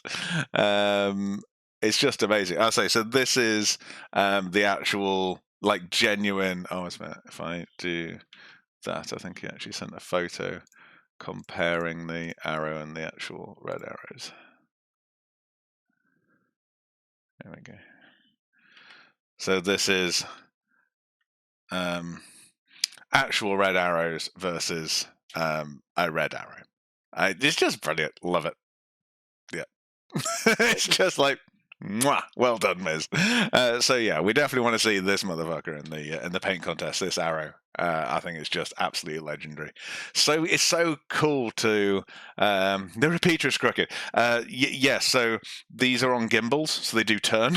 So I know from experience it's quite difficult to photograph them and stay straight when you kind of keep doing this for the model. But yeah, so they're on gimbals, so they can turn. If you actually put it, this is a really sad thing about the arrow. If you pull those out and put an actual size 3 gun in it, the peg hole is the peg hole is actually done so that the fixed ones can't turn, but the gimbaled ones can. That's how into this model we are. So yeah, No, that's how into the whole weapons thing JR was when we first started doing it, and we haven't done a kit since where the amount of brain that required to work that out. I has been remember worth having it. I remember having a half an hour conversation with CIG, explained it, like the merch department, explaining to them about how their guns work and gimbals and all of that, and the fact that I understood it enough to be able to explain. You know how much I play, and how little I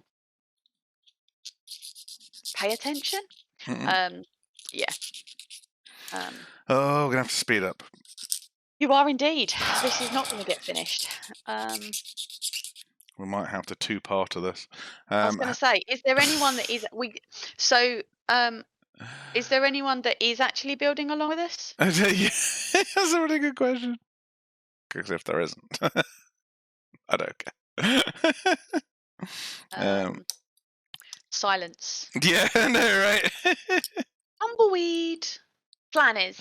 Yay! Nice one, fun. Are you ahead of me? Because I've been talking shit so much. Yes, no, Flan did say it was good. Everything ready. Yeah. Right, okay. Yeah, fuck, probably 2 hours in. And I've not You did spend half an hour I know, waffling. but I've not prepped How much the have you parts. done? I've not prepped the parts yet. I've not got everything off the scaffolding. Right. So we're down to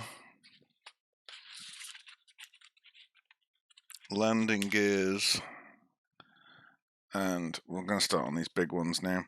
So these big ones are the harder ones to get off. So we do need to just carefully go down all of these. I did actually do this one in the new tutorial videos. We did actually do this part in the tutorials. Yeah, I think you forgot. What? Gosh. to use the one with the broken fuselage. No, yeah, that's fine. The problem if I do that, I was thinking about this in my head. If we do that, then we end up with a broken model. And it's like everything else will be fine on it, and just like, oh, you know what? We could send this off to be painted or something. So we're just going to end up with. I think the other one might have been a expedition. It's fine. I started now. Yeah. Anyway, it's done now. Started. So we're going to go around all of these little touch points just to ease them off. So this is a bit of an exciting part. There are so many touch points on this one piece. Okie dokies.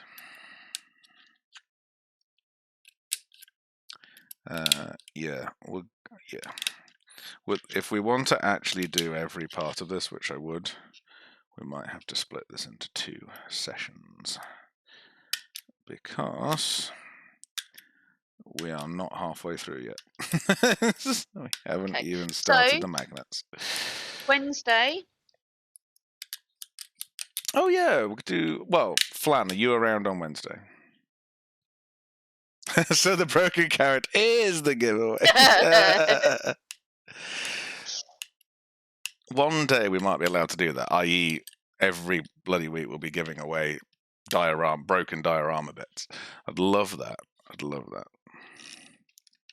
Right, okay, so I just want to do a little bit of actual instruction here. Obviously these videos will be good if you want to build. I will be building along. I have a Carrack 104. Well done. Obviously, these are available on to watch back on Twitch. So you can build along with us, even though you're not doing it live. Which is why I do want to do with a full build along. We're going Dodge. So I'm useless. We all know this. I'm useless at many things. One of which is being any kind of good at doing our social media and all this kind of stuff. So we have now got Dodge, the Dodgenator. You all know him from the Wanted posters. He is very graciously agreeing to not only continue to do a lot of our video editing, he is behind all these amazing new videos we have, but also taking on doing our social media and stuff. And keeping everyone actually abreast of what the fuck's going on, because me and Kals are just so swamped at the moment by these other jobs that it's just not going to get done. For 6 months it's not going to get done, and we just don't want that, because we're still going to stream every week, even though we're in the middle of a big job, because we enjoy streaming with you guys. So the output you will see from us will increase dramatically, because Dodge is doing it on me. So one of the things we will make sure is that these Twitch streams do go up on YouTube. We were discussing whether to do a separate YouTube channel for it, just so that, but probably not. It'll be fine. I think it's worth. So, what Star Citizen? Good question. What's that? What Star Citizen? Donnie, be good. Yes. Spurious says, please upload them to YouTube. Twitch deletes them eventually. Yes, we learned that the hard way with the arrow tutorial that I kept telling people, no, look for the stream, and it's like, yes, it's not there anymore. So hey ho. So Dodge will be doing that for us. I think it's worth having. Yeah, I mean, this is going so incredibly well. What are you talking about? Right, so these ones I'm just removing here are basically, we needed to support. Right, there we go. We needed to support the top of this bit here, because obviously it's printer coming this way, and no matter what we did, the supports that we put in by Formlabs just wouldn't go in the right place, so we actually put some manual ones in. So these ones are actually ones supports that we've manually drawn in, and they're a little bit thicker than the Formlabs ones, but they're inside the lip of the top of the cargo bay, which is going to be covered by this. So although we do need to get them out and trim them, they don't need to look pretty because everything's going to be covered up by this. And we do a lot of this. You can see all of these support structures. Everything you see here is actually inside the model. And where they attach to the model, there'll be a really big touch point, like a 0.7 mil touch point, which is as big as you go. That's so that this piece is quite heavy and needs quite a lot of support in the printer. So what we do to make sure that it has all the support it needs is we put these big touch points on the inside. Obviously, it's fucking the surface up, but it doesn't matter because it's on the inside of the model. You're never going to see it. But it does mean that we end up with loads of these supports on the inside that we now have to cut out the model, and I'm going to do something called salt shakering, which you'll understand in a minute. So I'm literally getting these snips and just going at them. Just wherever I see supports in here, I'm just going to cut them. Doesn't matter. Just always to be careful. I'm not cutting anything in the actual model, but just all these supports going to cut one end and the other, and this will just help us be able to just pull them all out. Okay.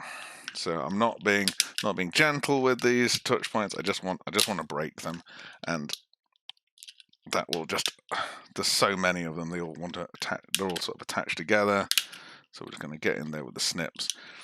Just try and pull out as many as we can. Get this in. What, my good ones? No, that's fine. That's fine. Salt shaker. Get it all out. So you can see we're getting there. We're sort of making some impacts in here. That's all good. So I think we're probably ready to consider taking it out at the bottom. And I think a lot of that will pull out. So we've already gone all the way around once. I'm just going to go around again because we might have revealed some more. So these are the delicate ones on the edge that were creating the nice clean edge for us in the printer. A few there I've missed. So we just want to make sure these are all cut. Seems to be right. Okay, now we can go for it. Oh, just being careful as we can. Still seems to be a little bit attached. So the trick I'm going to do, I'm going to use my cutters and I'm going to cut through this base. I'm amazed it hasn't cut himself yet. So am I. So I'm going to cut through this base. So you'll see here, if I get on camera, just going to cut through it, and you can see it's cracking. Do this in a few places. This makes it a lot easier because we're just sort of okay. Just going to keep going. Doesn't matter how much mess we make of this base. So the smaller bits we get it into, the less like touch points we're trying to pull out at the same time. So you can see it's wiggling in there. I'm going to keep going. Just keep getting this into smaller pieces. This doesn't need to be pretty. Some people actually get like a fine saw and like cut all these off at the bottom. So that's the other thing you can do is go with your snips that way. So we're sort of cutting the supports off the base at the bottom. It's a very messy. And make a lot of little bits. A lot of little bits. But you can see just how many touch points there are on the inside of this. Oh, here we go. We're getting there. Yeah, make sure you can see this. Like just wiggle and twist. From that, so you get these like trees of supports coming from the inside of the model. Lovely. Okay. All of this is crap.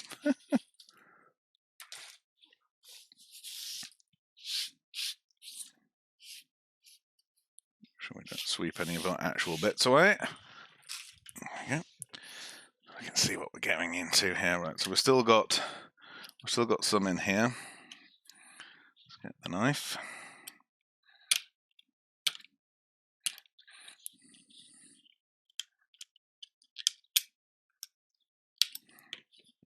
So these are going to be the difficult, tricky ones to get out because sort of out of our reach. We're going to use this tool just to get in there and try and break them.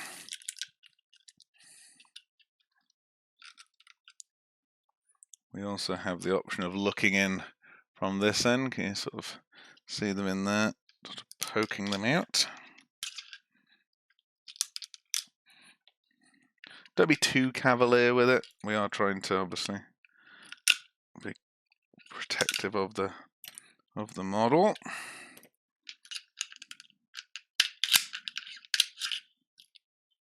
Come on.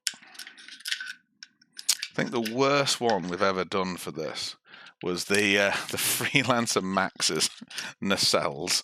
They were hilarious. I imagine most people have put that model together still with stuff rattling around in them. Nearly there. Snipe nose pliers might actually work quite well for this. Just to get these last bits out. We do want to get all these bits out. There we go. There it is. Look at all that. That was on the inside. Right, I think that's all the that's all the big trees out. So now we're just going to tidy that up. So there's a little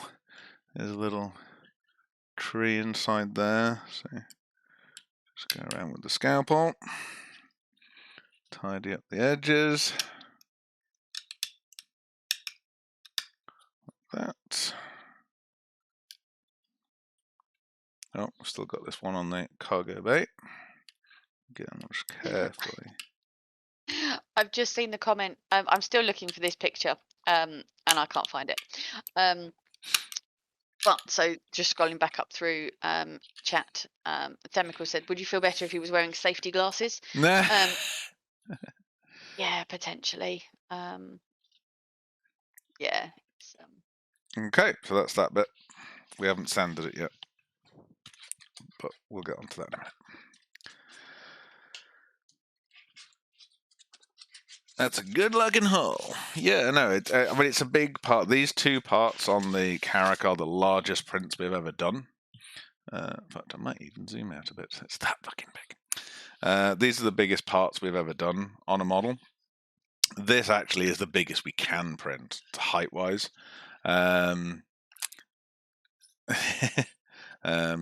So, yeah. Right, so again, we've got loads and loads and loads of touch points around the edge here. The reason we do that is this edge needs a lot of support so it doesn't become all bowly and wavy.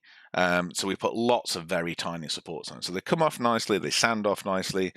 It's just really like, I mean, it's just like a solid line of them. So they're a bit, in fact, I'll try and zoom in here. Oh wow, it's grainy. So you can see the touch points are small, but it keeps that line nice and neat going across. We've just got to be really careful when we're taking them off, and then we'll be fine. So we're just going to run along this edge just really carefully with the scalpel. Obviously, scalpels are very dangerous. I have many scars. If you don't want to get scars, then be super, super careful. I unfortunately have this technique of I will put my own fingers in the way because I'd rather cut myself than damage my model, which I'm probably not alone in saying. Is like, I'll grow back. But please don't hurt yourself deliberately putting our models together. I'd feel bad.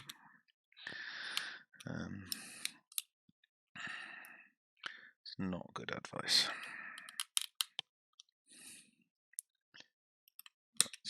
But yeah, mostly I grow back. So again, I'm starting off by working around all these small touch points.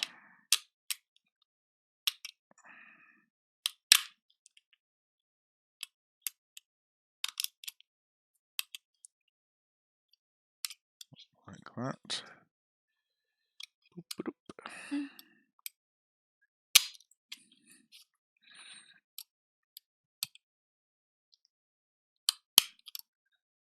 So yeah, so I was saying about Dodge. So yeah, so Dodge, the Dodgenator is going to be a bigger part of your JRDF life going forward, and he's going to be doing a lot of our social media stuff, and so you should see more from us. If you need to raise anything regarding social media, please feel to message him directly in our Discord. If you see anything that you think you should be aware of, please message him, or us, or both. So let's start cutting this base. But he is the point of contact now from a social media point of view, as well as us. So feel free to message him. Many Flame says, if you cut yourself, we'll call you an ambulance after the laughter has died down. No, so what he'll do is there's super glue on his desk. Super glue. What do I need? Super glue is the best, much better than bandages or plasters. We'll just put ourselves back together again. Don't you worry. And if it gets worse, it's fine. We have steri strips. We have medical grade super glue. We have all the things. We have all the things. Kals spends like a decent portion of her life putting me back together again. So we I have even all do it the for the things. neighbours' kids as well. Yeah, they're just as accident prone. Yeah. So. The thing is, right? JR has feet with a layer of leather already on the bottom of them. They So are like true. literally, right? I mean, my nails aren't particularly long at the moment, but I could probably use this scalpel with a fresh blade and literally press it against bits of his feet. I could try and cut it, and he wouldn't feel it. Literally, the skin. Yeah, hobbit feet. Really. I do have so hobbit feet. I don't have hobbit feet. I like having soft feet. There's a hard bit on my feet. It's like, right, moisturizer out. Let's get rid of the hard bit. Yep, lovely. Right, fine. It's armor. So when I go up there, I will be. It's like Oh, and yeah, because I'm it's just like sleeping on the floor. Yeah. it's just. So yeah, so it will be agony to go up there tomorrow. And if I suggest the Hoover, I put the Hoover in front of his door, and all he did was walk around it, not even move it out of the way. Yes, last time I bought the Hoover up there. Okay. Right. So we've got the base off, which I think is the best strategy for this, and then all of this debacle we just need to carefully manipulate out. Now the biggest risk actually doing this is that these points here get broken because we're holding this down the way. So I'm making sure that it's high enough in my hand. It might even be safer that way, so that my hand's against the desk, so I'm not risking breaking those points off, because they're the delicate bit on this print. But all of this is all one big bit of scaffolding. To go in and cut it up a little bit. Again, it's one of those things that 3D printers need all this support, and hopefully people are seeing why we don't remove the supports for you.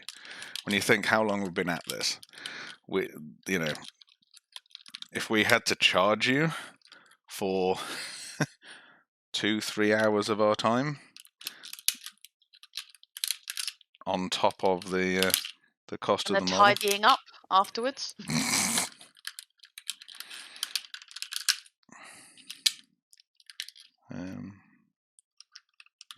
that's where it becomes a problem, because we have to charge to get a model made. Even if we're doing minimum wage, it would add. It would really start to add stuff on. And it's part of the fun of modeling. he says. And if you've then taken it off the support, well, are you going to put it together? And if you're going to put it together, well, are you then going to paint it? It's like, where do you then draw The the other line at it? issue is that if we took everything off its supports, the box would be so much bigger, because we'd have to we'd have to like have all the foam with these individual pockets, these individual pieces. The scaffolding does a hugely cool job at protecting the models in transit. My fingers are too fat. Ugh. There we go. So I'm just trying to get my finger as far into the model as I can to try and break these touch points off at their base. I say that it doesn't need to be pretty on the inside. It's absolutely fine. Yes, dropping parts can break them, especially if you're unlucky. Especially these model parts. So if we drop these, certainly onto carpet should be okay. Reminds me of ramen noodles, yeah. On carpet should be fine. Depending, unless you're unlucky. That's the great thing about the tough resin. It can survive falls and being pinged across the room, and as I say, it's just not a good material to do these large pieces in because the surface quality is not as good. This one is designed for surface quality rather than durability. So we try and use the best resin for each thing. Right, one more sprue and then we're done with the getting shit off scaffolding. Okay, landing gear. So our last one is tough resin.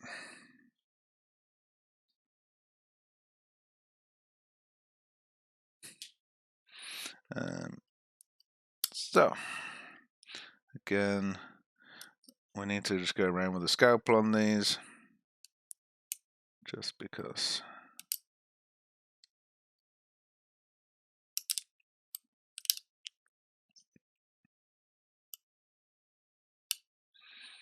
Just because.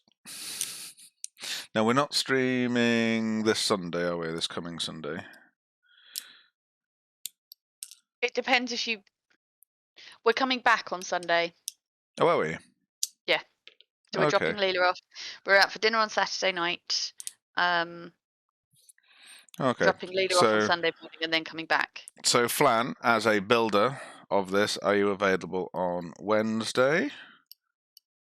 Or we could do Wednesday or Sunday for part 2 of this. It kind of works quite well as something to do on Sunday, because we can leave everything ready to go. There isn't really any prep. Leave the cameras where they are, so we'll literally just get in and press go.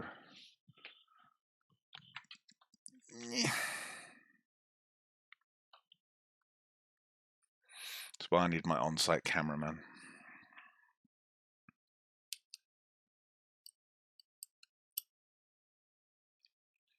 Willing to be it.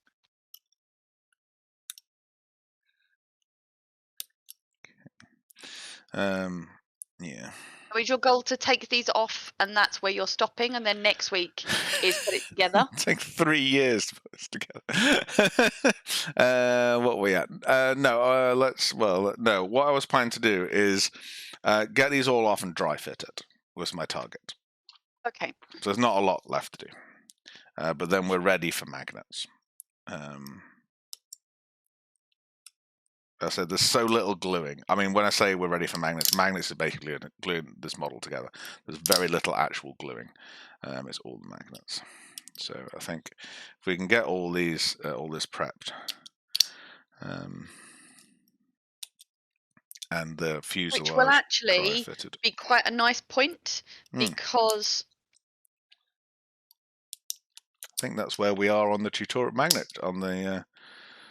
Not far off when we are on the tutorials. Oh, look what I found! Oh, look at that. The little JR in there, look. Just there. It's a JR on most of our models. What are you going to do?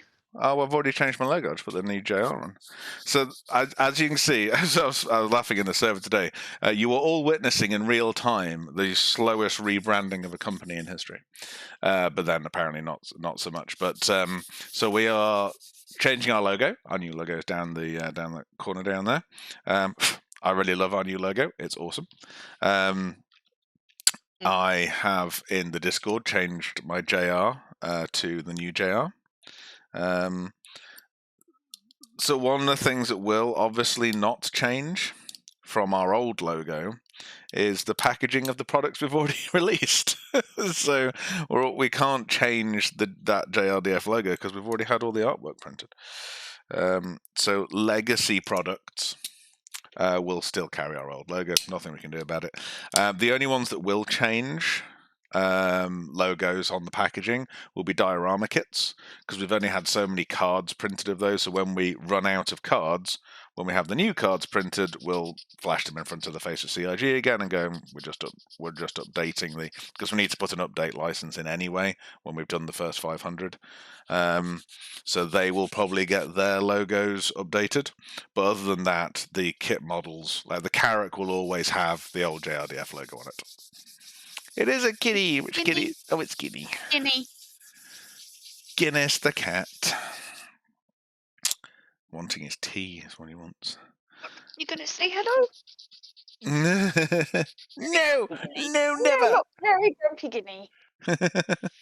Right, so that's the two landing gear. So that's retracted and deployed front landing gear done. So the last two pieces we have are the two rear landing gear. Oh yeah, I was looking how long we have on the giveaway. Is that the one that stared at me? The one that ran away? The one that got scared every time I entered the room, or the one that didn't give a shit? It's the staring one. Yeah, we've got some great pictures actually of. I might actually have the picture on photos. I've got to be careful not to show my Google Photos live on the internet now. Not for those reasons. Just there's a lot of NDA stuff on it now. 4 years ago. Oh, we might have to look at these just because they'll be funny.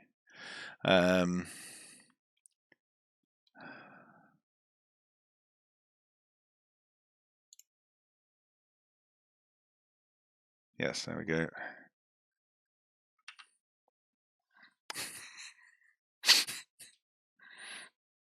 So this was while we were actually filming the videos. So you'll see a cat. Yeah.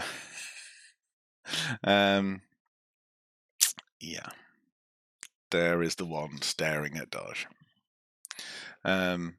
You love the fact that cup only comes out when there's other Star Citizen fans here. Yeah. You can't see it, but it's actually a Star Citizen cup that we got from an office tour. Yes. And it literally comes out when we have anyone that has anything to do with SC that comes to stay. It becomes their cup while they're here. But yeah, you like to watch, don't you? You like to sit and watch what's going on. Don't like to miss out, do you? Do not put that claw in me. Oh my god. Do you want to see? Oh, so this is. I'm gonna have. I love it when Google does this actually. So here is a picture from. Oh God. 10 years ago. So this is when we were still building our house. We had a huge hurricane. Well, not a huge hurricane. A borderline hurricane, which knocked a wall down from the top floor of our house, and it came crashing all the way through it and split joists like there were fucking matchsticks on 3 floors of our house. And yeah, a lintel came down and just went snap, snap, snap, snap, snap all the way through the building, which was incredible. JR's workshop. Oh, as the cat turned my mic off. JR's workshop at the time was on the ground floor, and to keep it dry, because obviously there's no roof on the house at this point, to keep it dry, he was working under basically a garden gazebo with no sides. Yeah. And the lintel literally just came through the floor, through the ceiling, obviously not broke various joists and what have you, and then just came straight through. I still don't know how it didn't crack the concrete founds, to be honest. But yeah, literally there was like a letterbox in the top of the gazebo. When you had red hair. I did. Yes. You and Misha and Roots. Yeah. when I was laying the floor in there.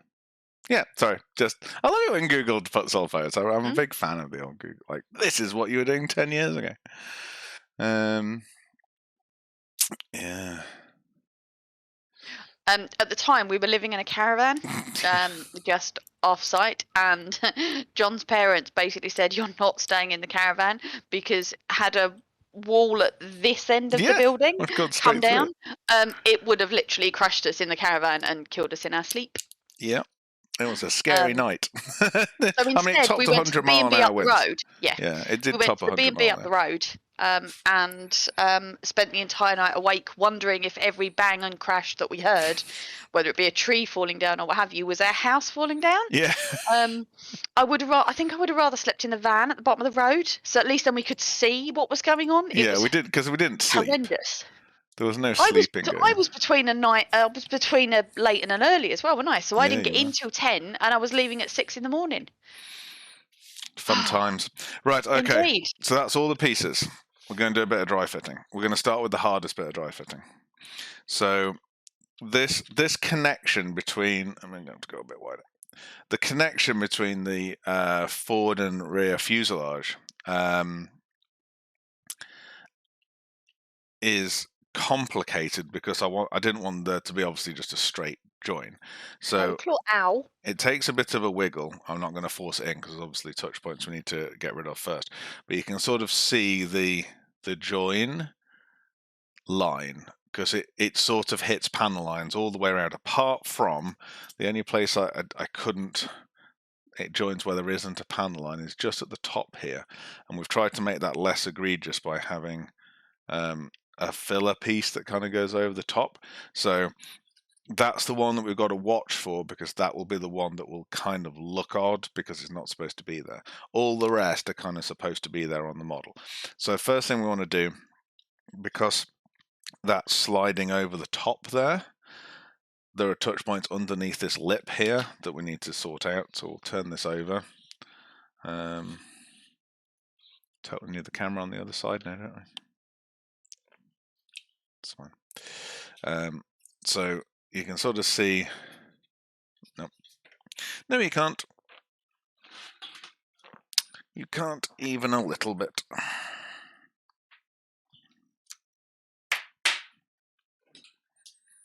Doopy-doopy-doo. We'll get thrown on the floor, Guinea. So more cameras. So we do have a stream goal at the moment that is camera related. So the limiting factor for the number of cameras we can have is mainly based on USBs, and this is the usual amount of messiness on my desk as well. I don't think that we're special. There was a USB there. This one. So we do have a stream goal at the moment, which is basically for a Elgato Camlink Pro, which basically gives us 4 HDMI inputs for up to 4K. Oh no, there's bits of model in my booze. What a waste of thunder. Fuck no. It's not, it won't have dissolved it. So on the inside here we have some touch points. I'm just going to nib them off with the knife like that. Then get file. Go in there. That doesn't have to be pretty, just has to not have anything in the way. All along this edge, you can sort of see the sawtooth. That was from our huge amounts of touch points there. It's probably a little bit aggressive. These don't need a lot. Effectively just polishing them off. What you need to be careful of if you're using just like this in your hand, and why I'm sort of like tempted to use this instead. This keeps you a nice flat surface, because what we don't want to do, and it's so easy to do when you're sanding, is sort of like round off the edge. So the other way of trying to prevent yourself from doing it is fold the sandpaper over a few times, make it a bit stiffer, and that'll help you get a flatter surface to sand with. And rub your finger along, you'll feel whether there's still a kind of sawtooth there. So there's just one there that's just a little bit prouder. There we go.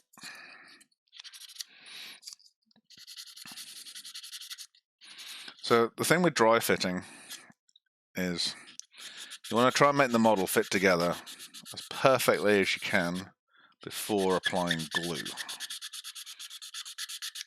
And especially for complicated joins like this one, you have to just be patient. So you'll see on top of here, there's loads of little touch points. That's a flat surface that the front fuselage needs to connect with. So we need to make sure it's not a visible surface when we're done, but we need to be very careful to ensure that we've got all the touch points flattened off that are on that surface, because that's going to go a long way.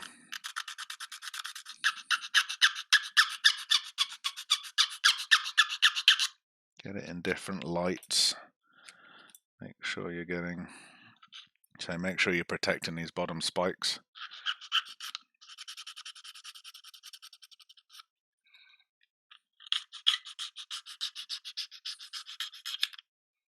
Kind of a dentist sound. Oh yeah, I forgot. You get full audio vision because we don't have an RTX card in this rig, unlike in the workshop.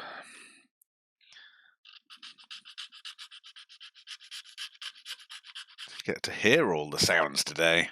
Lucky you. Right, so we're going to be really careful when we're sanding this section off here. So this is this panel line that doesn't exist on the ship. We want to make sure we're taking the touch points off so that we can get it as tight as we can, but not sand too much extra off it because that will widen the gap. This is the hardest line on the Carrack to get right. So just take your time with it. There were lines of touch points along here. So just with our sandpaper, we're just going to go along the ridge. Oh, just spotted one down there I missed. What would you say is the easiest kit to put together? Oh, that is a cool question, actually. Now we have a few more. Yeah. Well, I wonder what is the easiest kit to put together. Only I'd ask the question.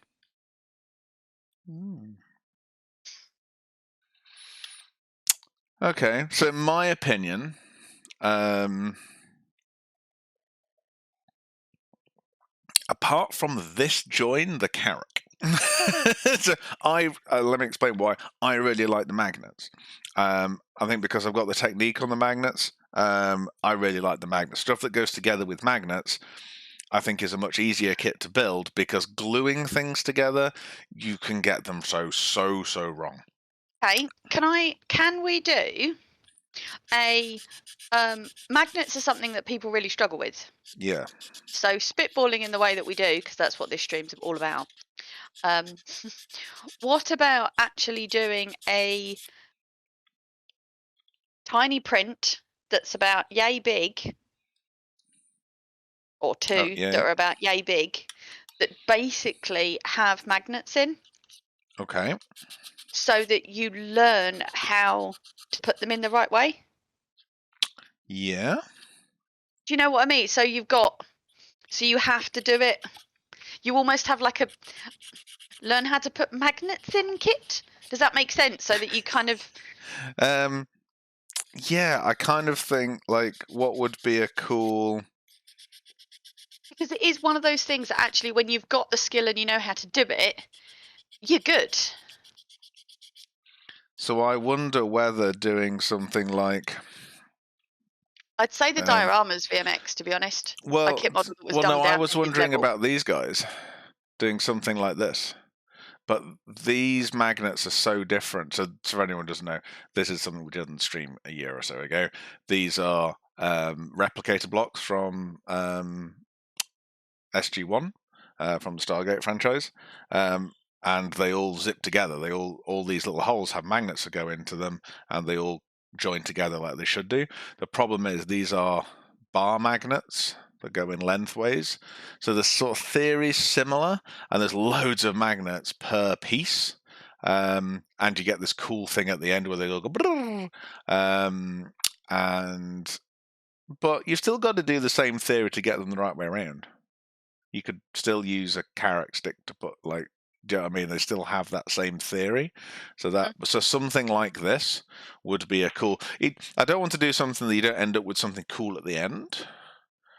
And something like that would work quite well.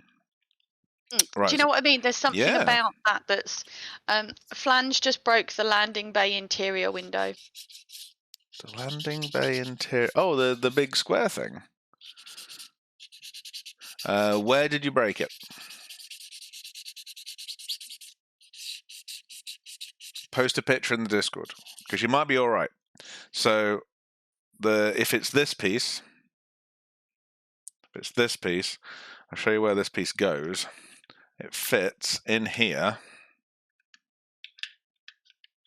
and sort of like goes over the bay, so that from this side you've got the windows.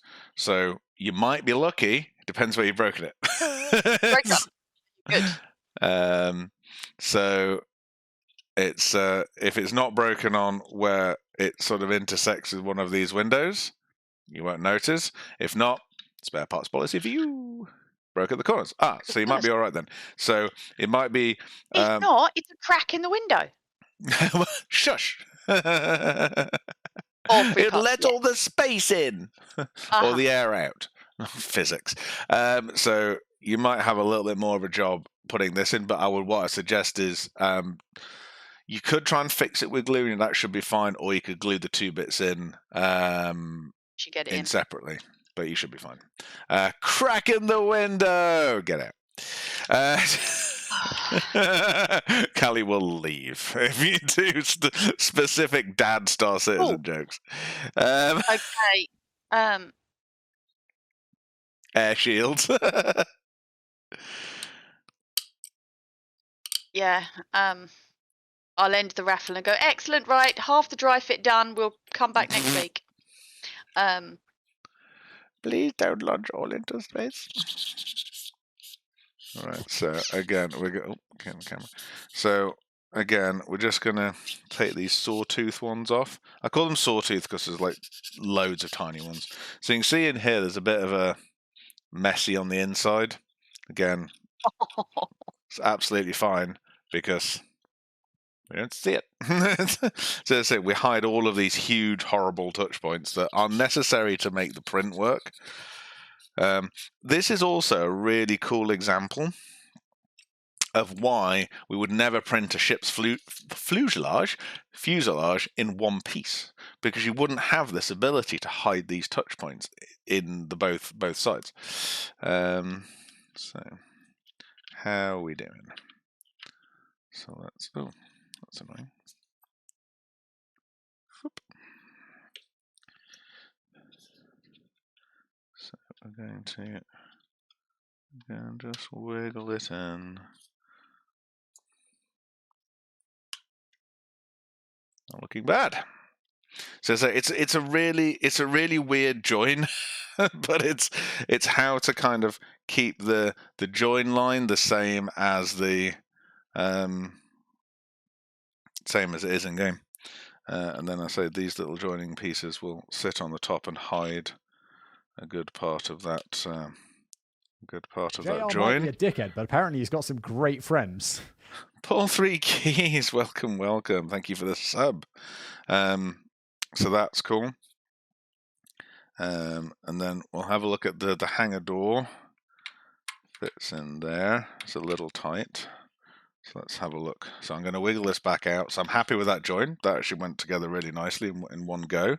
Again, I've done that a few times, but it's a case of just going around the whole thing, trying to not go overboard with the taking of the stuff off. So this door wasn't fitting particularly well. I can show you why. So there's a couple of little touch points we've just left there. Can you see those little like warts on it? So again, just go in with the blade. Just carefully try and do it on camera. like that. Another one in there, like that. Give it some loose. There we go. All right, let's try that again.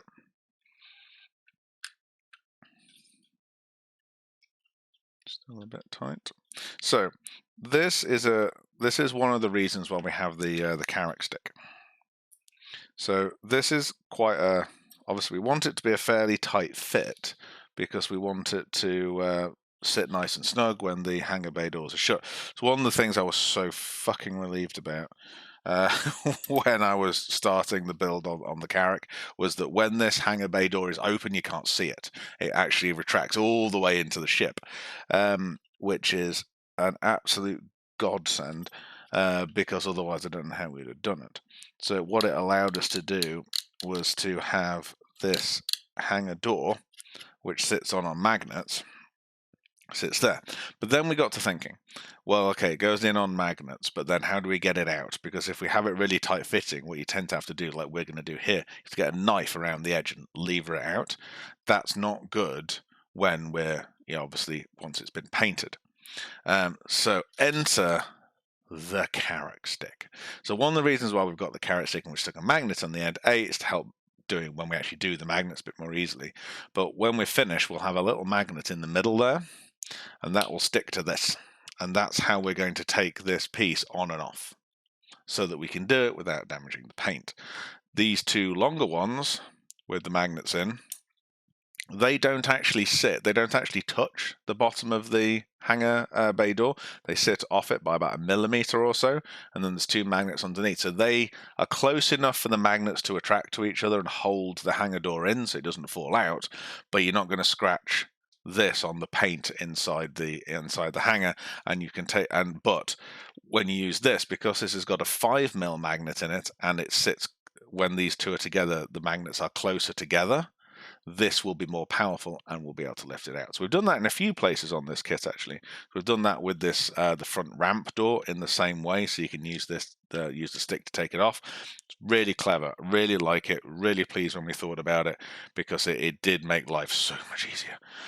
Again, with this one as well, the retracted front landing gear, we've put a big magnet on the inside because it was difficult to get out. Well, you put a lot of thought into this. Yes, we have.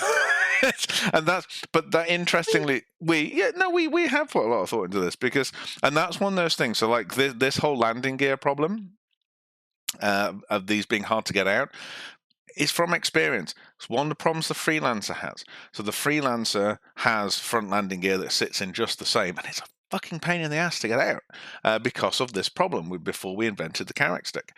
The solution we did when we had the DUR was it has a tiny hole in it, so you can get a little, like a paper clip in to hook it out if you can't get it out. But this is a better solution. So every kit we do, we try and make it better. That's the thing. So I mean, what we'd suggest now is, people building the Freelancer, put a big magnet on the inside and get. There isn't a space for it, but it's not something you're doing, you're just gluing on the inside, it's fine.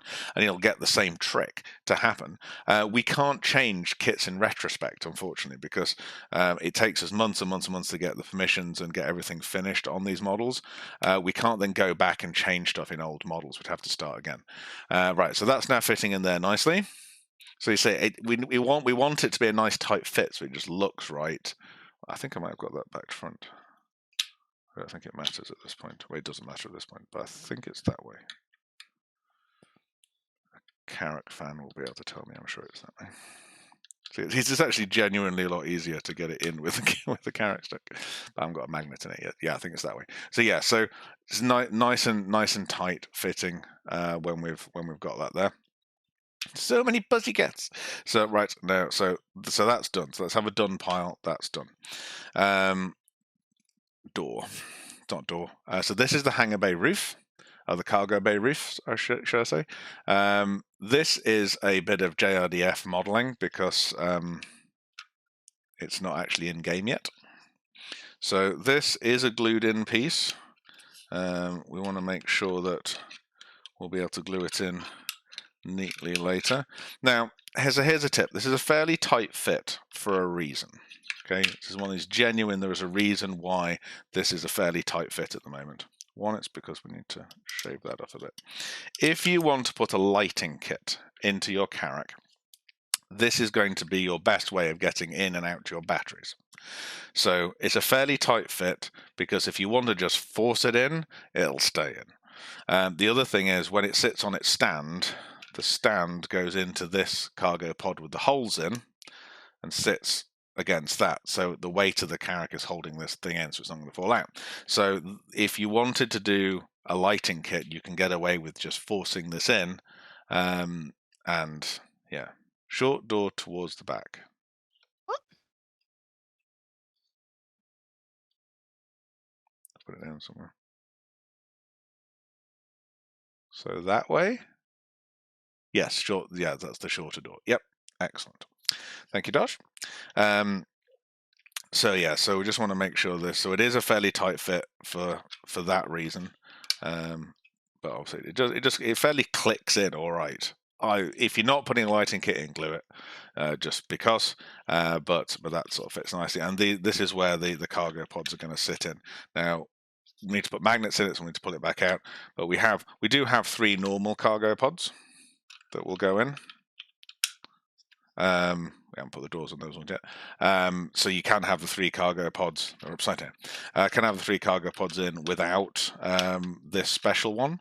But this was the coolest way we could think of to do the stand, so that we didn't have to make holes in the model itself. Lots of thinking, because that's one of the things that we don't. One of the complaints we had about the Arrow was that people didn't like the fact that there's a T-hole in the bottom of the Arrow. We did, in fact, at the last minute, provide a little like a resin tee to actually fit in if you wanted to flush paint it and stuff, but that's where the stand goes in. So yeah, so that's fine. So that's done. This door, again, we want this to be, well, that's perfect, that's already done. So that sits on there like that. Again, real pain to get out once you've painted it. So again, that's why we use a Carrack stick for that. So that one's good. This one is, so there's 2 little holes in there. That's for the rams to sit in. So they're going to sit in like that. Yeah, that sits fine. This actually bounces a little bit on its magnets, so it does what it doesn't do in game, which is when it actually lands, it will like match itself to the table. So yeah, like the fit of that. You want ones that are magnetized. In fact, that might be. I'm just going to take a little bit off the edge. You want ones that are held in by magnets to be loose enough to work even when there's a bit of paint on it. So if it's just right, it's a bit tight. Does that make sense? Because you're going to put a few layers of paint on it. So that's cool. I keep promising a painting tutorial video. I will talk to Brett about doing one in a completely sprayed ink style, which I want him to basically teach me how to do it on a video, because I think that'd be quite cool. Because I really want to paint mine like that. Still perhaps wants a little bit more of a wiggle. Properly shot next time Darge is over? Yeah, absolutely. Yeah. I shall add it to the list. Because I'm a huge fan of the metallic paint jobs, and it's all done with an airbrush and some brush ink. It's great. You don't even have to use an airbrush. So that's fine. We're happy with that. Right, front landing gear. JR might be a dickhead, but apparently he's got some great friends. Mind burnt. Thank you for the sub. Thank you. We've raffle's finished. Oh, has it? Sweet. Let's get this front landing gear in, and then we'll pull it. So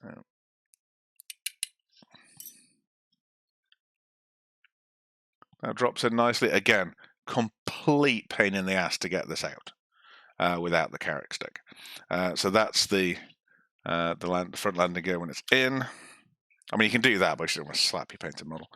And then we shall do that one. That one's fine. This is obviously easy to make. Just pull it by the landing gear. But that's the front landing gear when it's out. So you can see the doors are open and that all works. Cool. We're getting there. a lot of dry fitting is so important to do. Please do a dry fit of every part before you start thinking about gluing it together. You will thank me later. We did this one. Yeah, that's in on the magnet. That'll be a little tight, but I'll give it a little bit more later. We can keep doing that. Right, so let's pull this raffle. Da, da, da, da, da, da, da. Oh, I've just seen Flan's pictures. Flan's pictures? Yeah, of his broken... Let's have a look. Of his broken window. Is it in 1,000? Oh, that is in 1,000 pieces. But well, 4, but 3. But yeah, God, I can't count. But although it looks bad, Flan, you are lucky in that it hasn't actually broken on. I mean, feel free. We'll send you a new part if you want a new part. Obviously, won't be there today. Yeah.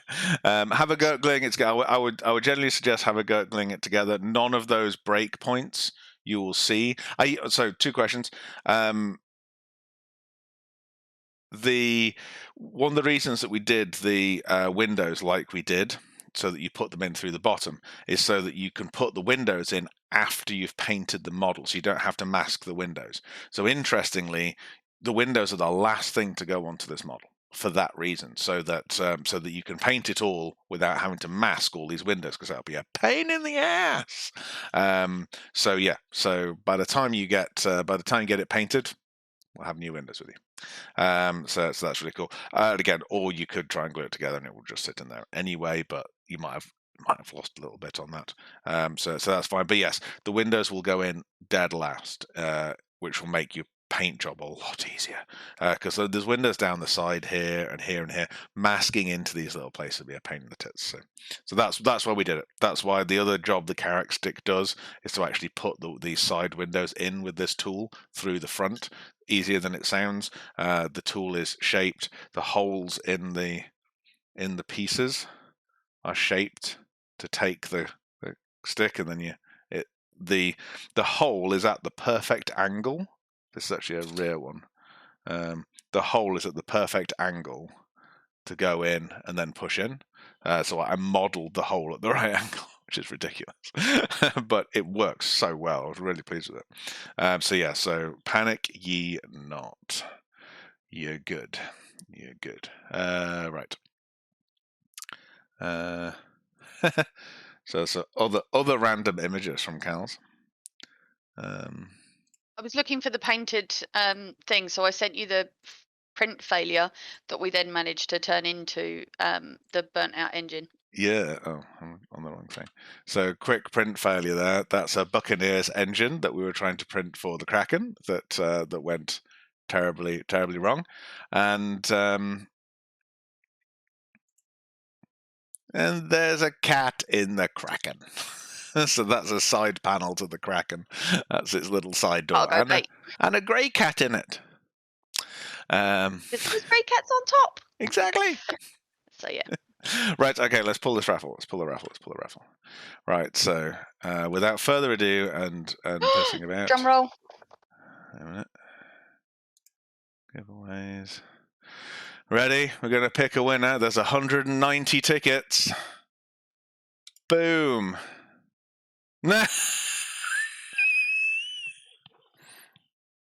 We're picking another winner. Is it Drew? It's Daj. Our team need to stop winning these fucking raffles. I've already given you a fucking Carrack. Reroll indeed. Honestly, if this is Drew, I'm going to ban all JR Drew hasn't people. Entered. Drew hasn't entered. Drew hasn't. That's fine. He's honestly, Westbrook Drew has won about 4 of these. So we're going to pick another one. Ready? Let's go. There we go. Tug in. Well done. Congratulations. You have won a Carrack model. Oh my god, that's funny. Oh my god. Yes, if you can message Kals, if you'll stick your email address in, if you can email Kals your postal details, we will get that model out to you. Thank you very much for entering and tuning in. If you are with 1 ticket. And with 1 ticket. Well, there you go. There you go. Nice. Here's around. Fantastic. That's brilliant. Yes. And absolutely massive thanks to Flaneth for donating a kit. Thank you, Daj, for amusing me by winning. That was fucking hilarious. But yeah, fantastic. Well done. Well done. We'll say this in the email, say in advance. You may get charged. We'll be able to send it to you, so you shouldn't get charged. Apparently, he's got some great friends. Thank you for the sub, Duggan. Just to say, I was gonna sub, but I didn't need to, man. Drew gifted it. Oh, really? I can win without it. Love it. Thank you, Drew, for gifting the sub. So if you do get charged import duty, just send us the invoice and we'll refund it for you. You shouldn't do, because we will send it as a prize. But yeah, what country do you live in? But yeah, it shouldn't be a problem. But as I say, if there is a problem, we will send it as a prize, as separate categories for sending prizes and stuff. So it should be fine. Live in Germany. Okay, that shouldn't be too horrendous. I wonder who. It was JR. If you do get charged, let me know and we'll sort you out. We'll sort you out. Thank you, Ernest Gaming, for the cheers. So excellent, fantastic. What a cool giveaway. That's our first kit mod we've ever given away. Thank you again, Flan. Thank you again. This is an amazing kit. We're really proud of it, and we love people being able to get their hands on it. So that's awesome. That is fantastic. So okay, how many bits have we still got left? Right, let's do the wings. We're nearly there. We are nearly there, I promise. So we're now on the back section. Everything on the front section is not quite done. We need to do. Where's the door? Stick this in. We just need to do our cargo pods. Happy with him. So Spurious has said, has anyone reserved the 500th one? One of the things that we talked about doing was allowing you to use your JREX who basically pick your number. Yes. It will be above 25. You have to pick above 25. Anything below 25 is still very low numbers, not doing that, hence the 69's gone. I did put aside 69 for one of our crew. There aren't 500 PTVs. So it was only 125 PTVs, and you can't pick 42 either. No, you can't pick 42. We haven't instigated the policy, mainly because of how complicated it could be to do. Because we know how JR likes to make things really simple. And actually being able to pick your number is complicated in that we obviously do stock, put it on the shelf. So if you want a different number, we have to take the sleeve out, take the card out, go and put holograms on a new sleeve and a new card, and then put them on that kit, then put the other sleeve and card aside and make sure we use that next when we're packing the next lot of kits. Which is if we have them all boxed, it's one thing, but obviously you guys will pick numbers from all over the place. But if they're boxed, then the boxes, I then need to find the specific box of the specific kit that's true. that you want for like 420 arrow. Well, okay, I can probably find that. 420 freelancer max. No, that's going to be a pain in the arse. That might be here, that might be in the loft, that might be at the workshop. I don't know. So it's a bit of a logistical nightmare, interestingly, to do that. The reason that no one can have 42, by the way, is that we have saved number 42 of every kit, kept it to one side, because what we're going to do, and this will hopefully be happening very soon, when we sell the last kit model of a particular model, so when we sold the last, I lost an engine there, when we sold the last arrow, we will do the 42 edition, and the 42 edition is going to be beautifully painted or gold plated or something awesome in a diorama in a case. Yes, when 499 sold. That's a good point, Dash. Thank you. When the 500th, when kit number 500 has been sold, yes. That's Yeah, you're both right. It's fine. Yes. What we'll do is we'll have it painted amazingly or gold plated or something insane.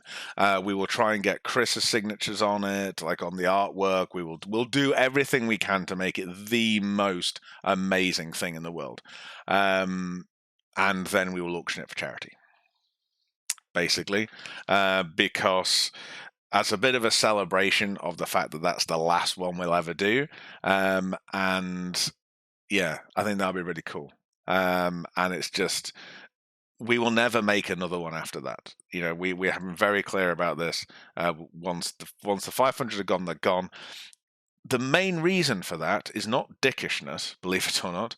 It's because we want to make more models. We can only manufacture so many kits at once. So if we carried on making all the kits that we've done up to this date indefinitely, we probably would never make a new one, because we have to get rid of some of the old ones from our production to be able to have manufacturing room for new ones.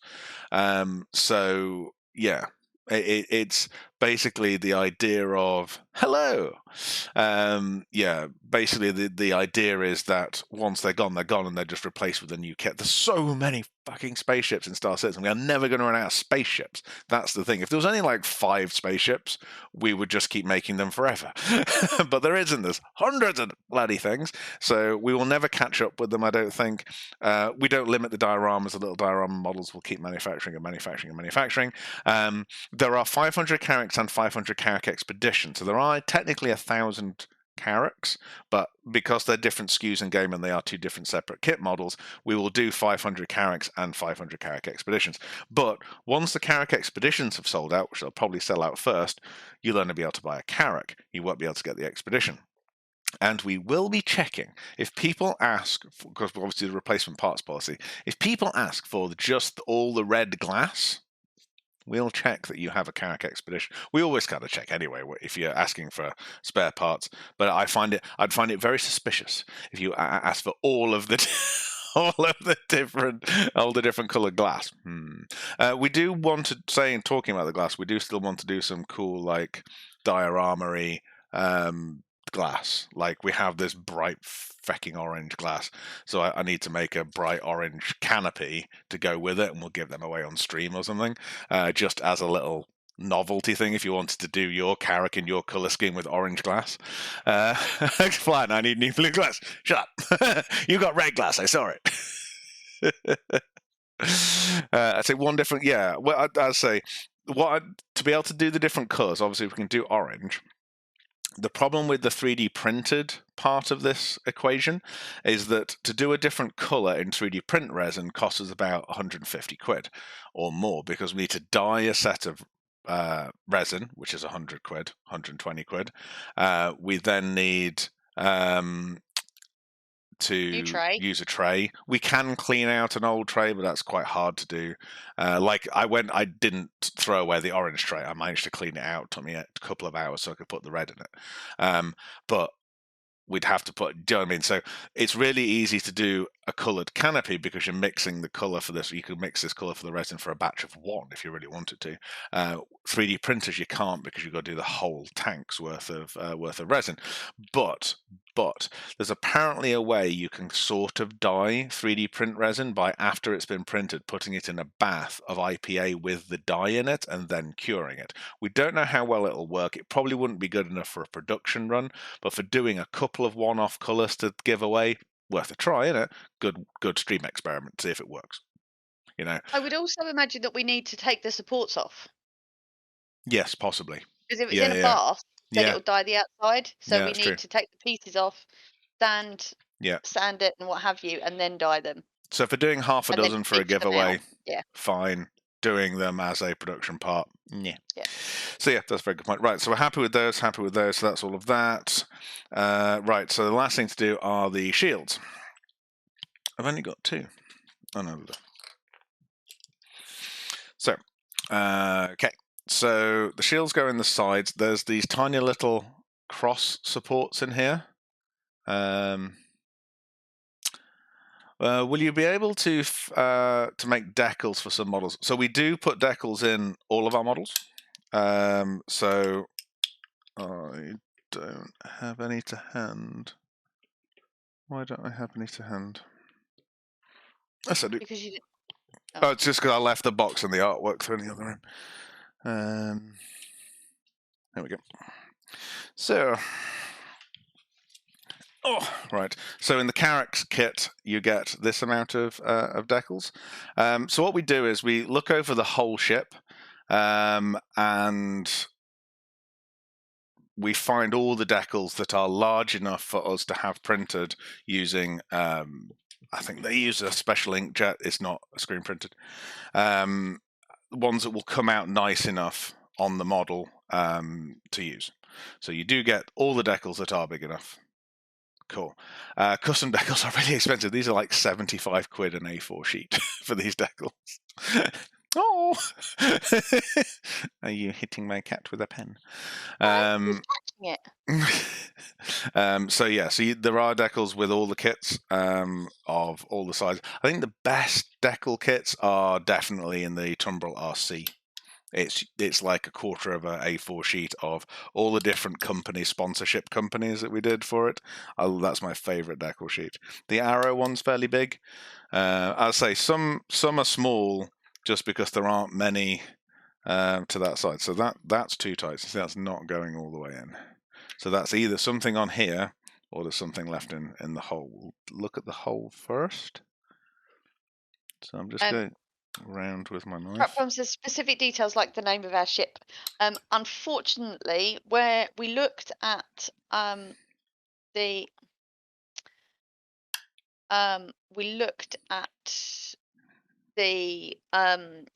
where CIG put the name on the Carracks, and it was too small to actually make it worthwhile based on the size that they put it on and blah blah blah blah blah. I think it's one of those things that Brett, our painter, Fenon in the server, has a printer that can print white or black onto decal sheet. So you can. He does like custom sheets for us, occasionally one-off sheets. Has in the past. You could all club together in the server and have all your names done and ask him to print them out for you and then post them around the world, I guess. But I'd say where we get our proper decal sheets done, it's about £70 a sheet. And it just, that's just doesn't seem worth it somehow. Right, so there, it's not quite loose enough. I think I'll, just give that a better sand.